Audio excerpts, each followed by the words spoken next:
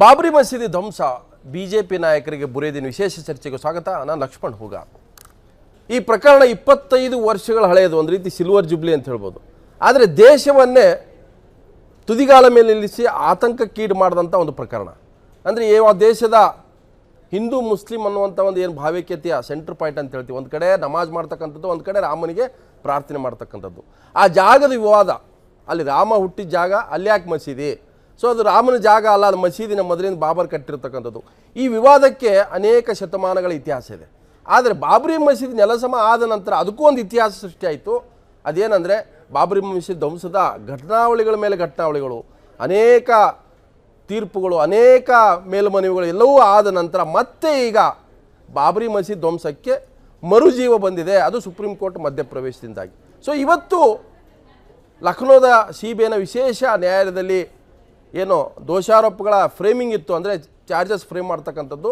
ಇವತ್ತು ಯಾವ BJPಯ ಅತ್ಯುಚ್ಚ ನಾಯಕ ಅಂದರೆ ಪ್ರಧಾನಿ ಒಂದು ಆಗೋದು ಬಿಟ್ಟರೆ ಇನ್ನೆಲ್ಲ ಸ್ಥಾನಮಾನಗಳನ್ನು ಗೌರವವನ್ನು ಪಡೆದಂಥ LK ಅಡ್ವಾಣಿ, ಮುರಳಿ ಮನೋಹರ್ ಜೋಶಿ, ಕೇಂದ್ರ ಸಚಿವೆ ಉಮಾ ಭಾರತಿ ಸೇರಿದಂತೆ 12 ಜನರ ಮೇಲೆ ಏನು ಕ್ರಿಮಿನಲ್ ಪಿತೂರಿ ಅನ್ನುವಂಥದ್ದು ಸಂಚಿತ್ತು, ಆ ಆರೋಪಗಳನ್ನು ಕೈ ಬಿಡಬೇಕನ್ನುವಂಥ ಮನವಿಯನ್ನು ಕೂಡ ತಿರಸ್ಕರಿಸೋದ್ರೊಂದಿಗೆ ಆ ಆರೋಪಗಳನ್ನು ಫ್ರೇಮ್ ಮಾಡಲಿಕ್ಕೆ ಇವತ್ತು ಕೋರ್ಟ್ ಸೂಚನೆ ಕೊಟ್ಟಿದೆ, ಅಂದರೆ ಫ್ರೇಮ್ ಮಾಡಿದೆ. ಇನ್ನು ಮುಂದೆ ಇರ್ತಕ್ಕಂಥದ್ದು 2 ವರ್ಷದ ಒಳಗಡೆ ಈ ಪ್ರಕ್ರಿಯೆ ಮುಗಿಬೇಕು, ವಿಚಾರಣೆ ಮುಗಿಬೇಕು. ಹಾಗಾದರೆ BJP ವರಿಷ್ಠರಿಗೆ ಇನ್ನು ಮುಂದೆ ಬುರೇದಿನ ಕಾದಿದೆಯಾ? ಒಂದು ಕಡೆ ನರೇಂದ್ರ ಮೋದಿಯವರು ಅಚ್ಚೇ ದಿನ ಅಂತ ಹೇಳ್ತಾ ಇದ್ದಾರೆ, ಆದರೆ BJP ವರಿಷ್ಠರಿಗೆ ಇದು ಬುರೇದಿನ ಆಗುತ್ತಾ? ಆ ಕಾರಣಕ್ಕಾಗಿ ಇವತ್ತಿನ ಎಲ್ಲ ವಿದ್ಯಮಾನಗಳ ಬಗ್ಗೆ ನಾವು ಪೊಲಿಟಿಕಲ್ ಅಷ್ಟೇ ಮಾತಾಡಲ್ಲ, ಕಾನೂನಿನ ಸಾಧ್ಯತೆಗಳೇನು, ತೊಡಕುಗಳೇನಿದ್ದಾವೆ, ಮುಂದೆ ಏನು ಆಗಬಹುದು ಅದ್ರ ಬಗ್ಗೆ ಹೆಚ್ಚು ಒತ್ತು ಕೊಡ್ತಾ ಇದ್ದೀವಿ. ಪೊಲಿಟಿಕಲ್ ಡಿಬೇಟ್ಗಿಂತಲೂ ಕೂಡ ಕಾನೂನಿನ ದಾರಿಗಳೇನು, ಇದರಲ್ಲಿ ಯಾಕೆ ಇಷ್ಟು ವಿಳಂಬ ಆಯಿತು, ಇನ್ನು ಮುಂದೆ ಬಹಳ ಶೀಘ್ರವಾಗಿ ಈ ಪ್ರಕರಣ ಇತ್ಯರ್ಥ ಆಗುತ್ತಾ ಅಥವಾ ಕ್ವ್ಯಾಶ್ ಆಗುತ್ತಾ, ಅಥವಾ ಇದರಲ್ಲಿ ರಿಲೀಫ್ ಯಾರಿಗೆ ಸಿಗುತ್ತೆ ಅಥವಾ ಯಾರಿಗೆ ಶಿಕ್ಷೆ ಆಗುತ್ತೆ, ಇವೆಲ್ಲವೂ ಕೂಡ ಸಾಧ್ಯತೆಗಳು ಮುಂದಿನ ದಿನಗಳಲ್ಲಿ ನೋಡ್ಬೋದು. ಸೊ ನಾಳೆಯಿಂದ ಡೇ ಬೈ ಡೇ ಹಿಯರಿಂಗ್ ಕೂಡ ಶುರು ಆಗುತ್ತೆ. ಸೊ ಆ ಕಾರಣಕ್ಕಾಗಿ ಇವತ್ತು ಚರ್ಚೆ ಮಾಡ್ತಾ ಇದ್ದೀನಿ. ಬಾಬ್ರಿ ಮಸೀದಿ ಧ್ವಂಸ BJP ವರಿಷ್ಠರಿಗೆ ಬುರೇದಿನ.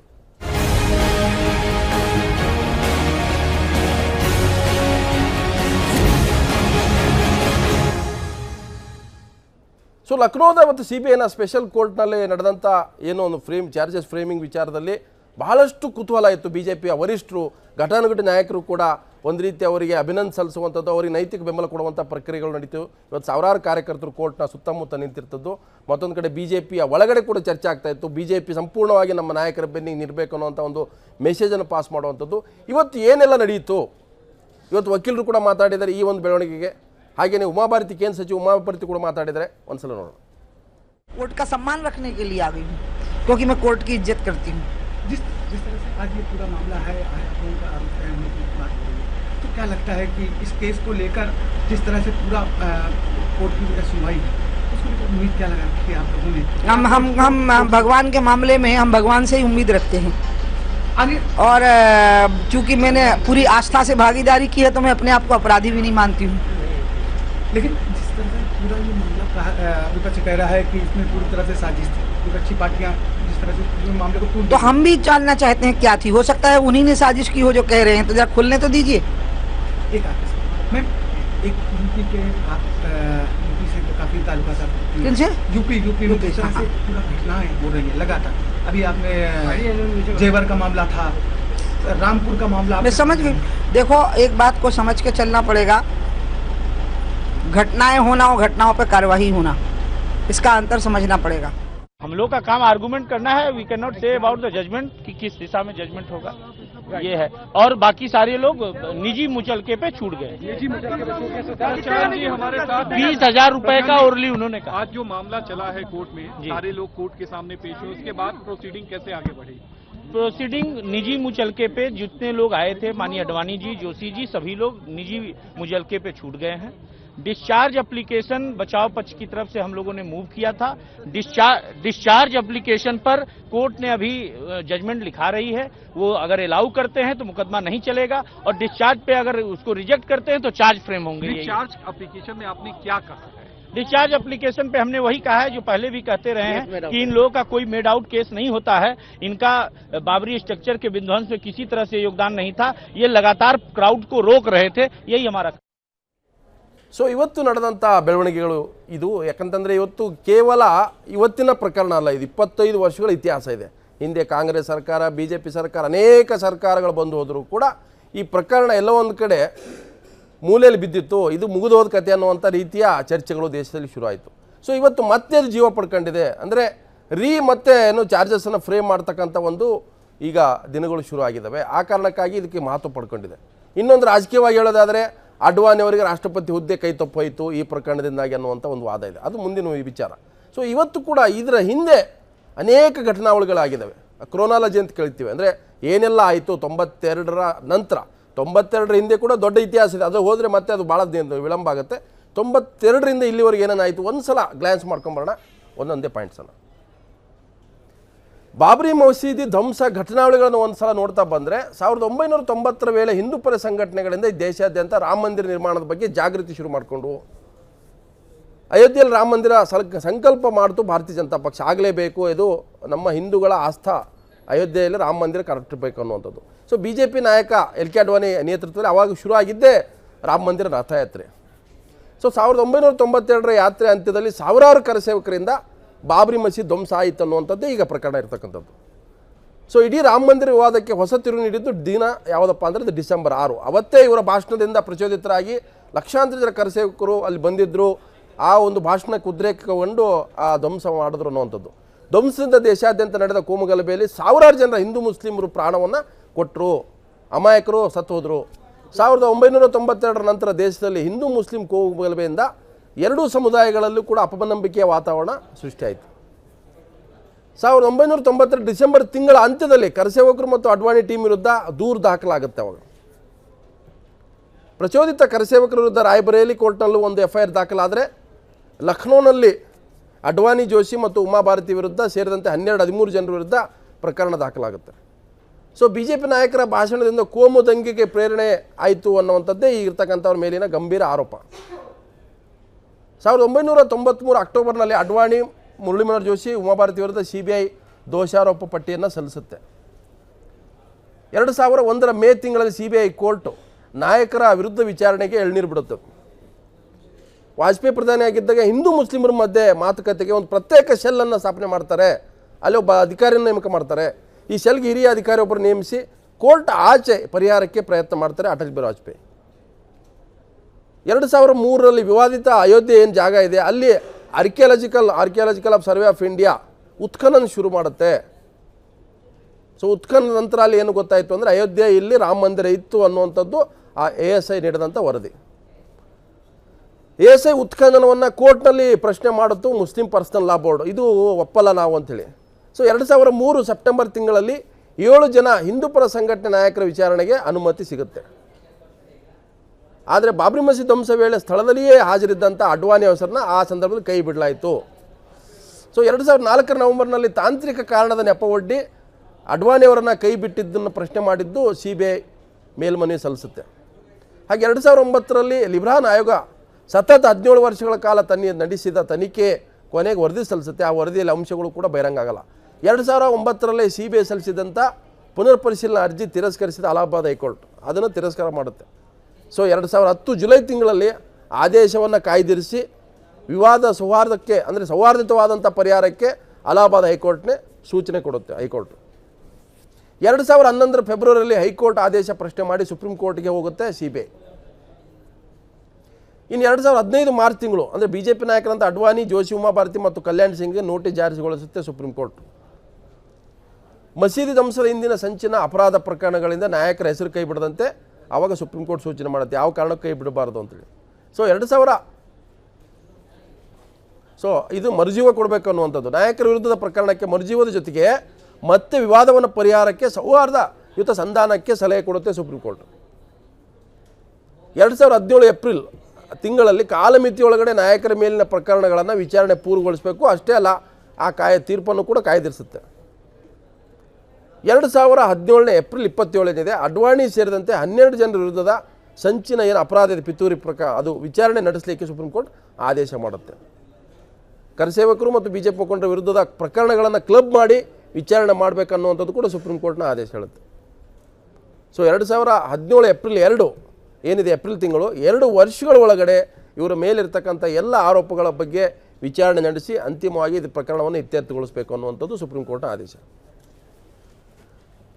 ಎಸ್, ನಾನು ಇದ್ರ ಬಗ್ಗೆ ಮುಂದಿನ ದಿನಗಳಲ್ಲಿ ಈ ಕಾನೂನಿನ ಮಾರ್ಗ ಏನು, ಏನೆಲ್ಲ ಆಗ್ಬೋದು ನಾನು ಚರ್ಚೆ ಮಾಡ್ತೀನಿ. ನನ್ನ ಜೊತೆಗೆ ಇಬ್ಬರು ವಕೀಲರಿದ್ದಾರೆ. ಹಿರಿಯ ವಕೀಲರಾದಂಥ ಶಂಕರಪುರ ಕಾರ್ಯಕ್ಕೆ ಸ್ವಾಗತ. ಹಾಗೆ ಇನ್ನೊಬ್ಬರು ವಕೀಲರಾದಂಥ ನಮಗೆ ವಿಕ್ರಮ್ ಫಡ್ಕೆಯವರಿದೆ. ವಿಕ್ರಮ್, ನಿಮಗೂ ಕೂಡ ಸ್ವಾಗತ. ಹಾಗೆಯೇ ಹಿರಿಯ ಪತ್ರಕರ್ತರು ವಿಶ್ಲೇಷಕರಾದಂಥ ಅಬ್ಬು ರಾಜಶೇಖರ ಶಾಸಕರು, ನಿಮಗೂ ಸ್ವಾಗತ. ನಾನು ಮೂವರು ಜೊತೆ ಚರ್ಚೆ ಮಾಡ್ತೀನಿ. ಈಗಾಗಲೇ ಅನೇಕ ಅಂಶಗಳನ್ನು ಕೂಡ ನಾನು ತಂದಿದ್ದೆ, ಯಾಕಂತಂದರೆ ಅದು ಲೀಗಲ್ ಆಗಿರ್ತಕ್ಕಂಥ ಕೆಲವು ಅಂಶಗಳು. ಸೊ ನಾನು ಅದನ್ನು ಸರಳವಾಗಿ ಅವ್ರ ಹತ್ರನೇ ಚರ್ಚೆ ಮಾಡ್ತೀನಿ. ನಾನು ಆಗಲೇ ಹೇಳಿದೆ, ಇದು ಪೊಲಿಟಿಕಲ್ ಆದಂಥದ್ದಲ್ಲ. ಇದು ಘಟನೆ, ಒಂದು ದೊಡ್ಡ ಭಾರತದಂಥ ಒಂದು ಪ್ರಜಾತಂತ್ರ ರಾಷ್ಟ್ರದಲ್ಲಿ ಈ ಘಟನೆ ಯಾವ ರೀತಿ ನಮ್ಮಲ್ಲಿ ಅನೇಕ ಆತಂಕಗಳನ್ನು, ಅನೇಕ ಪ್ರಶ್ನೆಗಳನ್ನು, ಅನೇಕ ಅನುಮಾನಗಳನ್ನು ಹುಟ್ಟಾಕ್ತು. ಸೊ ಈಗ ಮತ್ತೆ ಅಂಥದ್ದೇ ಒಂದು ಅನುಮಾನಕ್ಕೆ ದಾರಿ ಮಾಡಿಕೊಟ್ಟಿದೆ. ಇದರಿಂದ ಏನಾಗಬಹುದು ಮುಂದೆ? ಅಡ್ವಾನಿ, ಮುರಳಿ ಮನೋಹರ್ ಜೋಶಿ, ಕೇಂದ್ರ ಸಚಿವ ಉಮಾ ಭಾರತಿ ಸೇರಿದಾಗೆ 12 ಜನರ ಮೇಲೆ ಇವತ್ತು ಚಾರ್ಜಸ್ ಫ್ರೇಮ್ ಆಗಿದೆ. ಸೊ ಕ್ರಿಮಿನಲ್ ಕಾನ್ಸ್ಪಿರಸಿ ಅನ್ನುವಂಥದ್ದು ಈಗ ಪ್ರೂವ್ ಮಾಡಬೇಕಾಗಿದೆ. ಈಗ ವಿಚಾರಣೆ ನಾಳೆಯಿಂದ ಡೇ ಬೈ ಡೇ ಬೇಸಿಸ್ ಮೇಲೆ ಶುರು ಆಗುತ್ತೆ. ಇದು ನಿನ್ನೆ ಮೊನ್ನೆದಲ್ಲ, 25 ವರ್ಷದ ಭಾಳ ದೊಡ್ಡ ಚರಿತ್ರೆ ಇದೆ ಇದಕ್ಕೆ. ಅದಕ್ಕೆ ಆ ಘಟನೆ ಬಗ್ಗೆ ನಾನು ಮಾತಾಡಲ್ಲ. ಘಟನೆ ಅದು ಏನು ಎತ್ತ, ಅದು ಯಾವ ಥರ ಕಮ್ಯುನಲ್ ಪೋಲರೈಸೇಷನ್ ಆಯಿತು, BJP ಹೆಂಗೆ ಗ್ರೋತ್ ಆಯಿತು, ಕಾಂಗ್ರೆಸ್ ಹೆಂಗೆ ಗ್ರೋತ್ ಆಯಿತು, ಅದರಲ್ಲಿ ಪಾಲಿಟಿಕ್ಸು, ಆ ಅಡುಗೆಯಲ್ಲಿ ಯಾರ್ಯಾರು ಲಾಭ ಮಾಡ್ಕೊಂಡ್ರು, ಅದು ಬೇರೆ ವಿಚಾರ. ಸೊ ಇಂಥ ಕೇಸನ್ನು 25 ವರ್ಷದಲ್ಲಿ ಹಿಂಗೆ ಆಗ್ಲಿಕ್ಕೆ ಕಾರಣ ಏನು? ಕಾಂಗ್ರೆಸ್ ಸರ್ಕಾರ ಇದ್ದಾಗಲೇ ಈ ಕೇಸನ್ನು ಮುಗಿಸ್ಬೋದಿತ್ತು. ಈಗ ಇದನ್ನು ಮತ್ತೆ ಮರುಜೀವ ಪಡೆದಿದೆ ಅಂತಂದರೆ ಸಬ್ಸ್ಟ್ಯಾನ್ಷಿಯಲ್ ಪ್ರೂಫು, ಸರ್ಕಮ್ಸ್ಟೆನ್ಸ್ ಅಷ್ಟು ಕ್ಲಿಯರ್ ಆಗಿದೆಯಾ ಅಂತನಾ? ನೋಡಿ, ಈ ಥರ ಉದಾಹರಣೆಗಳು ಅನೇಕ ಉದಾಹರಣೆಗಳಿದ್ದಾವೆ. ಸುಪ್ರೀಂ ಕೋರ್ಟಲ್ಲಿ ಮಾಡಿರ್ತಕ್ಕಂಥವು ಅನೇಕ ಉದಾಹರಣೆಗಳು ಅನೇಕ ವರ್ಷಗಳ ನಂತರ ರಿಓಪನ್ ಆಗಿರ್ತಕ್ಕಂಥ ಕೇಸ್ಗಳು ಇದ್ದಾವೆ. ಆದರೆ ಒಂದು ವಿಚಾರ ನಾವು ಗಮನದಲ್ಲಿ ರಿಓಪನ್ ಕೇಸ್ ಇದು, ರಿಓಪನ್ ಕೇಸ್, ಒಂದು ವಿಚಾರವನ್ನು ನಾವು ತಿಳ್ಕೋಬೇಕು. ಇದರಲ್ಲಿ ಅಡಕವಾಗಿರ್ತಕ್ಕಂಥ ಅಂಶಗಳು ಬಹಳ ಗಂಭೀರವಾಗಿರ್ತಕ್ಕಂಥದ್ದು. ಇಡೀ ದೇಶದ ಶಾಂತಿ ಮತ್ತು ಸುವ್ಯವಸ್ಥೆಗೆ ಧಕ್ಕೆ ಬಂದಂಥ ಪರಿಸ್ಥಿತಿಯಲ್ಲಿರ್ತಂಥದ್ದು. ಅನೇಕ ನೂರಾರು ಜನ, ಸಾವಿರಾರು ಜನ ಸತ್ತಿರ್ತಕ್ಕಂಥ ಈ ಪ್ರಯೋಜನದಿಂದ ಅನೇಕ ರಾಜಕೀಯ ಅಂಶಗಳು, ಆರ್ಥಿಕ ಅಂಶಗಳು, ಸಾಮಾಜಿಕ ಅಂಶಗಳು ಇದೆಲ್ಲ ಒಳಗೊಂಡಿದ್ದು. ಸೊ ಹಾಗಾಗಿ ಅನೇಕ ಹಂತಗಳಲ್ಲಿ ವಿಭಿನ್ನವಾಗಿರ್ತಕ್ಕಂಥ ತೀರ್ಪುಗಳು ಒಂದು ಕೋರ್ಟಿಂದ ಅದರ ಕೋರ್ಟಿಂದ ಬಂದಿರ್ತವೆ. ಅಂದರೆ ಒಂದು ಕೋರ್ಟ್ ಕೊಟ್ಟ ತೀರ್ಮಾನ ಇನ್ನೊಂದು ಕೋರ್ಟ್ ಕೊಡಲೇಬೇಕು ಅಂತೇನಿಲ್ಲ. ಅಂತಿಮವಾಗಿ ಸುಪ್ರೀಂ ಕೋರ್ಟು ಈ ಟೆಕ್ನಿಕ್ಯಾಲಿಟೀಸ್ ಮೇಲೆ ಈ ಕೇಸನ್ನು ಯಾವುದೋ ಒಂದು ಹಂತದಲ್ಲಿ ಡಿಸ್ಚಾರ್ಜ್ ಮಾಡಿಕೊಂಡು ಪ್ರೊಲಾಂಗ್ ಆಗಿರ್ತಕ್ಕಂಥ ಇದು 20 ವರ್ಷಗಳು ಕಳೆದೋಯ್ತು. ಹಿಂಗೆ ಅದು ಒಂದು ಮಾತಿನ ವಿಚಾರ. ಇವತ್ತು ಅಂತಿಮವಾಗಿ ಸುಪ್ರೀಂ ಕೋರ್ಟ್ ಅವರು ಈ ವಿಚಾರವನ್ನು on the basis of the charge sheet, time bound ಒಳಗಡೆ ಏನು CBIನವರು ಚಾರ್ಜ್ ಶೀಟ್ ಫೈಲ್ ಮಾಡಿದ್ದಾರೆ, ಆ ಚಾರ್ಜ್ ಶೀಟ್ ಆಧಾರದ ಮೇಲೆ ರಿಮ್ಯಾಂಡ್ ಮಾಡಿ ಆ ಕೇಸನ್ನು ಚಾರ್ಜಸ್ ಫ್ರೇಮ್ ಮಾಡಿ ನೀವು ಟ್ರಯಲನ್ನು ಕಂಕ್ಲೂಡ್ ಮಾಡಿ ಅದ್ರ ಮೇಲೆ 2 ವರ್ಷದೊಳಗೆ ತೀರ್ಮಾನವನ್ನು ತೆಗೆದುಕೊಳ್ಳಿ ಅಂತಕ್ಕಂಥ ಒಂದು ತೀರ್ಮಾನವನ್ನು ಏಪ್ರಿಲ್ 27 2018 ಕೊಟ್ಟಿರ್ತಕ್ಕಂಥ. ನೋಡಿ, ಇಷ್ಟು ಸುಲಭವಾಗಿರ್ತಕ್ಕಂಥ ವಿಚಾರ ಅಲ್ಲ. ಸುಪ್ರೀಂ ಕೋರ್ಟ್ ಅವರು ಅಷ್ಟು ಅದೇ ಆದೇಶ ಕೊಟ್ಟಿದ್ರು ಸಹ ಅಷ್ಟು ಸುಲಭದ ವಿಚಾರ ಅಲ್ಲ ಇದು. ಯಾಕಂದರೆ CBIನವರು ಸಾವಿರಾರು ವಿಟ್ನೆಸ್ಗಳನ್ನು ಇಲ್ಲಿ ಸಾಕ್ಷಿಗಳನ್ನಾಗಿ ಮಾಡಿರ್ತಾರೆ, ಗಮನಿಸ್ಬೋದು. ಸಾವಿರಾರು ವಿಟ್ನೆಸ್ಗಳನ್ನು ಆ ಟ್ರಯಲಲ್ಲಿ ಕಂಡಕ್ಟ್ ಮಾಡುವಂಥ ಸಂದರ್ಭದಲ್ಲಿ ಆ ಅಪರಾಧಿಗಳು ಯಾರಿದ್ದಾರೆ, ಅಪರಾಧಿಗಳ ಆಬ್ಸೆನ್ಸಲ್ಲಿ ನೀವು ಟ್ರಯಲ್ ಕಂಟಿನ್ಯೂ ಮಾಡೋಕ್ಕಾಗಲ್ಲ ಅಂತಕ್ಕಂಥದ್ದು ಎವಿಡೆನ್ಸ್ ಆ್ಯಕ್ಟ್ ಮತ್ತು CRPC ಹೇಳ್ತದೆ. ಅಂದರೆ ಡು ಮೀನ್ ಟು ಸೇ 22 ವರ್ಷಗಳ ಕಾಲ ಅದ್ವಾನಿ ಮತ್ತು ಇವರೆಲ್ಲರೂ ಸಹ ಕೋರ್ಟಲ್ಲೇ ಕೂತಿರ್ಬೇಕು. In their presence only trial conducted. Without in their presence of the witness accused trial cannot be go on. ಹಾಗಾಗಿ ಮತ್ತೆ ಟೆಕ್ನಿಕಾಲಿಟಿ ಶುರು ಆಗ್ತದೆ. ವಿಕ್ರಮ್ ಏನಿದೆ? So the burden is on prosecution, burden to prove the case purely on circumstantial evidence and evidences in the respect of act of the conspirator pro occurrence or post occurrence. ಅಂದರೆ ಇವೆಲ್ಲವೂ ಕೂಡ count ಆಗುತ್ತೆ ಅಂತ. ಈಗ ನಾಳೆ ಅಂದರೆ ಯಾರೋ ಒಬ್ಬ ಅಕ್ಯೂಸ್ಡ್ ಆದರೆ ಅವ್ನಿಗೆ ಯಾರೋ 4 ಜನ ಸಾಕ್ಷಿಗಳು ಬಂದು ಮುಗಿಸೋಕ್ಕಾಗಲ್ಲ. ಇದರ ಸಾವಿರಾರು ಇದ್ದಾರೆ. ಯಾಕೆ ಈಗ ಅಲ್ಲಿ ಹೆಸರು ಇಲ್ಲದಿರೋ ಸಾಕ್ಷಿಗಳು ತುಂಬ ಇದ್ದಾವೆ. ಸೊ ಈ case as per the supreme court direction 2 ವರ್ಷಗಳು ಮುಗಿಸೋಕ್ಕಾಗತ್ತಾ? ಫ್ರೆಶ್ ಟ್ರಯಲ್ ಏನಂದ್ರೆ 25 ವರ್ಷದ ಆಗದೆ ಇರೋದು ಇದು ಆಗಲ್ಲ ಅನ್ನೋದೇ ಹೆಚ್ಚಿಗೆ ಅನ್ಸುತ್ತೆ. 2 ಕಾರಣಕ್ಕೆ. ಮೊದಲನೇದು, ಇಲ್ಲಿ 2 ಕೇಸನ್ನ ಕ್ಲಬ್ ಮಾಡಿಬಿಟ್ಟಿದ್ದಾರೆ. ಒಂದು ಧ್ವಂಸ ಮಾಡಿರುವಂತಹ ಕರಸೇವಕರ ಮೇಲಿರುವಂತಹ ಕೇಸು, ಅದ್ರ ಜೊತೆಗೆ ಕಾನ್ಸ್ಪಿರಸಿ, ಸಂಚು ಅಂತ ಇವೆರಡಕ್ಕೂ ಸಾಕ್ಷಿಗಳನ್ನು ಕರ್ಕೊಂಬಂದು ಇದನ್ನೆಲ್ಲ ಈಗಾಗಲೇ ಆ ಧ್ವಂಸ ಮಾಡಿರುವಂಥ ಇದ್ರೊಳಗೆ ಅರ್ಧ ಸಾಕ್ಷಿಗಳು ಆಗೋಗಿದ್ವು. ಈಗ ಮತ್ತೆ ಅವೆಲ್ಲವೂ ಶುರು ಆಗುತ್ತೆ. ಎರಡೂ ಸ್ವಲ್ಪ ಸಪರೇಟ್ ಇದೆ. ಸಂಚು ಬೇರೆ, ಆಕ್ಚುಯಲ್ ನಡೆದಿದ್ದು ಬೇರೆ ಅಂತ. ಆಕ್ಚುಯಲ್ ಆಕ್ಟ್ ಬೇರೆ, ಅದ್ರ ಹಿಂದೆ ಕನ್ಸ್ಪಿರಸಿ ಎರಡಿದೆ. ಇವಾಗ ಎರಡನ್ನೂ ಪ್ರೂವ್ ಮಾಡಬೇಕು. ಜೊತೆ ಎರಡು ಕ್ಲಬ್ ಮಾಡಿ ಅಂತಿದೆ. ಆದ್ರಿಂದ ಇದು 2 ವರ್ಷದಲ್ಲಿ ಮುಗಿಯುತ್ತೆ ಅಂತ ನನಗನ್ಸಲ್ಲ. ಇದು ಆಗೋದು ಕಷ್ಟ ಇದೆ ಅಂತ ನನಗನ್ಸುತ್ತೆ. ಎಸ್ ಅಬ್ಬುರವರೇ, ಇದು ಒಂದು ಲೀಗಲ್ ಆದಂಥದ್ದು. ಇಲ್ಲೊಂದು ಪಾಲಿಟಿಕಲ್ ಆ್ಯಂಗಲ್ ಕೂಡ ಇದೆ. 25 ವರ್ಷದೊಳಗಡೆ ಹಿಂದೆ CBI ಏನು ಸ್ಪೆಷಲ್ ಕೋರ್ಟ್ ಇದೆ, ಪ್ರಾಸಿಕ್ಯೂಷನ್ ಏನಿದೆ, ಅವಾಗಲೇ ಮುಗಿಸಿದ್ರೆ ಮುಗಿಬೋದಿತ್ತು ಅನ್ನೋಂಥದ್ದು. ಅಂದರೆ ಅವಾಗ ಆಸಕ್ತಿ ತಾಳಿಲ್ಲ ಅನ್ನೋಂಥದ್ದು. ಅಂದರೆ ಈಗ ಒಂದು ಕ್ಲೇಮ್ ಮಾಡ್ಕೋಬೋದು, ಎಕ್ಸಿಸ್ಟಿಂಗ್ ಪಾರ್ಟಿ BJP ನೋಡಿ ನಾವು ಬಂದಾಗ ಮುಕ್ತವಾಗಿದ್ದೀವಿ, ಮತ್ತೆ ರೀಓಪನ್ ಆಗ್ತಾ ಇದೆ, ಅವರು ಲೀಗಲ್ ಏನು ಪ್ರೊಸೀಡಿಂಗ್ಸ್ ಇದೆ, ಅದರ ವಿಚಾರಣೆ ಮುಗಿಲ್ಲ ಅಂದರೆ ಅದರ ಅರ್ಥ ಏನು? ಅಡ್ವಾಣಿ ಅವರನ್ನು ರಾಷ್ಟ್ರಪತಿ ಹುದ್ದೆಯಿಂದ ಒಂದು ಕಡೆ ಸೈಡಿಗೆ ಮಾಡ್ದಂಗೆ ಒಂದು, ಮತ್ತು ಇನ್ನೊಂದು 2019 ಕಮ್ಯುನಲ್ ಪೋಲರೈಸೇಷನ್ಗೆ ಅವಕಾಶ ಆಗ್ಬೋದು. ನೋಡಿ, ರಾಮ ಮಂದಿರ ಸಲುವಾಗಿ ನಾವು ಎಲ್ಲದೂ ರೆಡಿ ಇದ್ದೀವಿ, ನಾವು ಜೈಲಿಗೆ ಹೋಗೋಕ್ಕೂ ರೆಡಿ, ಕೋರ್ಟಿಗೆ ಹೋಗೋಕ್ಕೂ ರೆಡಿ, ನಾವು ಶ್ರೀರಾಮ ಮರ್ಯಾದ ಪುರುಷೋತ್ತಮ ಸಲುವಾಗಿ ನಾವು ಎಲ್ಲದಕ್ಕೂ ರೆಡಿ. ಹಿಂದಿನ ಚರ್ಚೆಯಲ್ಲಿ ನಾವು ಇದನ್ನು ಮಾಡಿ ಹೇಳಿದ್ವಿ. ಇದ್ರೊಳಗೆ ನೀವು ಒಂದು ಇದನ್ನು ಓದಿದ್ರಿ, occurrence and post occurrence. So ಆ ಘಟನೆಯ ನಂತರ ಆಗಿರುವಂಥ ಬೆಳವಣಿಗೆಗಳು ಅದು ಭಾರತದ ಸಾಂಸ್ಕೃತಿಕ, ರಾಜಕೀಯ ಮತ್ತು ಆರ್ಥಿಕ ವಿಭಜನೆ ಮಾಡ್ತು. ಎಲ್ಲ ರಂಗದ ಮೇಲೂ ಕೂಡ ಆಳವಾದ ಗಾಯವನ್ನು ಮಾಡಿಬಿಟ್ಟಿದೆ. ಇದ್ರ ನಂತರ ನಡೆದವು ನೋಡಿ, ನಮ್ಮ ಬಾಂಬೆ ಸರಣಿ ಬ್ಲಾಸ್ಟ್ ಅಲ್ಲ, ಭಾರತದ ರಾಜಕಾರಣಕ್ಕೆ ಒಂದು ಪರಿಭಾಷೆ ಶುರು ಆಯ್ತು. ರಾಜಕಾರಣದ ಪರಿಭಾಷೆ ಅದನ್ನ ರಾಜಕೀಯಕ್ಕಷ್ಟೇ ಒಂದು ಸೀಮಿತ, ಅದು ಒಂದು ಕಡೆ ಇಟ್ಕೊಡಿ. ಒಂದು ಭಯೋತ್ಪಾದನೆಯನ್ನ ನಮ್ಮ ನಾಡಿನಿಂದ ಆಳವಾಗಿ ಬೇರೂರಿಸ್ಬಿಡ್ತು. ಅದರಿಂದ ಆಗಿರುವಂಥ ಪರಿಣಾಮಗಳೇ. ಅವತ್ತು 1000 ಜನ ಸತ್ರು. ಆ ಬಾಬ್ರಿ ಧ್ವಂಸ ಆದಾಗ ಈಗ ಬಾಂಬೆನಲ್ಲಿ 240 ಜನ ಸತ್ರು. ಆಮೇಲೆ ಮಹಾರಾಷ್ಟ್ರದಲ್ಲಿ ಗುಜರಾತ್ನಲ್ಲಿ ಎರಡು ಕಡೆ ಎಲ್ಲ ಕಡೆ ಸಾವು ಸತ್ರು. ಎರಡು ಕಡೆ ಆಗಿದೆ. ಬಟ್ ಅಹಮದಾಬಾದಲ್ಲಿ ಗೋಲಿಬಾರ್ ಆದಾಗ 35 ಜನ ಸಾಯ್ತಾರೆ, ಅದರೊಳಗೆ 27 ಜನ ಮುಸ್ಲಿಮ್ಸು. ಸೊ ಹೀಗೆ ಅದು ಸಂಖ್ಯೆಗಳು ಆ ಕಡೆ ಆಗಿರ್ಬೋದು, ಬಟ್ ಎಲ್ಲರೂ ಸತ್ರು. ಸತ್ತವರೆಲ್ಲ ಯಾರು ಅಮಾಯಕರು, ಬೀದಿಲಿದ್ದವರು. ಯಾರು ದೊಡ್ಡವರು ಯಾರು ಸಾಯಿದಿಲ್ಲ, ಶ್ರೀಮಂತರು ಸಾಯಿದ್ರು. ಎಲ್ಲ ಗಲಾಟೆಲು ಗೋಲಿಬಾರ್ಗಳಲ್ಲಿ ಸಾಯಿದೆಲ್ಲ ಅಮಾಯಕರೇ. ಬಟ್ ಇಷ್ಟೆಲ್ಲ 1000 ಜನ ಇಂಡಿಯಾ ಡಿವೈಡ್ ಆಯ್ತು ಡಿಸೆಂಬರ್ 6. ಅದು ಒಂದು ಸಾರಿ 1000 ಜನ ಸತ್ರು. ಈಗ ಪ್ರತಿ ವರ್ಷ ಸಾವಿರಾರು ಜನಗಳು ಸಾಯುವಂತಹ ಗಾಯವನ್ನು ಈ ಘಟನೆ ಮಾಡಿದೆ. ಆದ್ದರಿಂದಾಗಿ ಈ ಕೋರ್ಟ್ ಯಾವ್ದಾರು ಒಂದು ತೀರ್ಮಾನ ತಗೊಂಡ್ರೆ ಕನಿಷ್ಠ ಈ ಕಡೆ ಆಗಲಿ ಆ ಕಡೆ ಆಗಲಿ ಇತ್ಯರ್ಥ ಆಗುದಾದಾಗ ಎರಡೂ ಕರೆಯೋರು ಕೂತ್ಕೊಂಡು ಕಾಂಪ್ರಮೈಸಿಂಗ್ ಆಗಿ ಏನಾದರೂ ಮಾಡ್ಕೋಬೋದೇನೋ. ಯಾಕೆಂದರೆ ಈಗಾಗಲೇ ಸಾಕಷ್ಟು ನೊಂದುಬಿಟ್ಟಿದ್ದಾರೆ. ಇವ್ರ ಕಡೆ ನೊಂದಿದ್ದಾರೆ, ಅವ್ರ ಕಡೆ ಇದ್ದಾರೆ. ಭಯೋತ್ಪಾದನೆ ನಮ್ಮ ದೇಶನ ಹಾಳು ಮಾಡಿದೆ.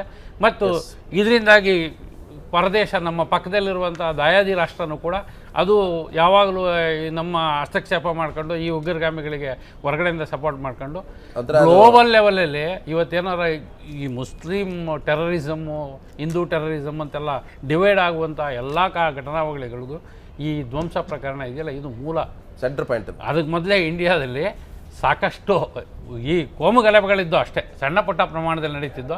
ಆದರೆ ಈ ಸರಣಿ ವಿಧ್ವಂಸಕ ಕೃತ್ಯಗಳು ಸಾವಿರಾರು ಜನ ಒಟ್ಟೊಟ್ಟಿಗೆ ಬಲಿಯಾಗುವಂಥ ಪ್ರಕರಣಗಳು ಇರಲಿಲ್ಲ. ಈಗ ನಾನು ವಿಕ್ರಮ್ ಪಡ್ಕೇವ್ರೆ, ಈಗ ಅಕ್ಯೂಸ್ಡ್ ಎಂಟೈಟಲ್ಡ್ ಫಾರ್ ಬೇಲ್ ಅನ್ನೋಂಥದ್ದು ಇದೆ 120B ನಲ್ಲಿ. ಅವರು ಆಲ್ರೆಡಿ ಬೇಲ್ ಸಿಕ್ಕಿದೆ.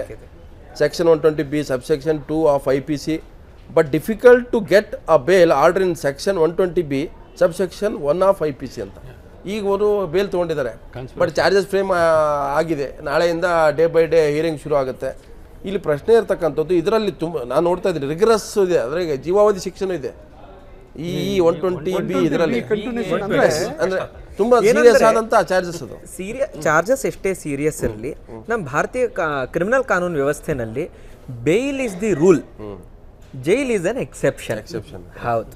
ಮತ್ತೆ ಆ ಘಟನೆ ನಡೆದಿದ್ದ ಸಮಯ, ಇವ್ರ ವಯಸ್ಸು ಮತ್ತು ಬೇರೆ ಬೇರೆ ಎಲ್ಲ ಅದನ್ನು ನೋಡಿ ಬೇಲ್ ಕೊಡಬೇಕು, ಇದು ಮಾಡಬೇಕು ಅಂತ ಕೋರ್ಟ್ನವರು ಬೇಲ್ ಇಸ್ ದಿ ರೂಲ್ ಅನ್ನೋ ಇದಕ್ಕೆ ಬೇಲ್ ಕೊಟ್ಟಿದ್ದಾರೆ. Generally bale is the rule.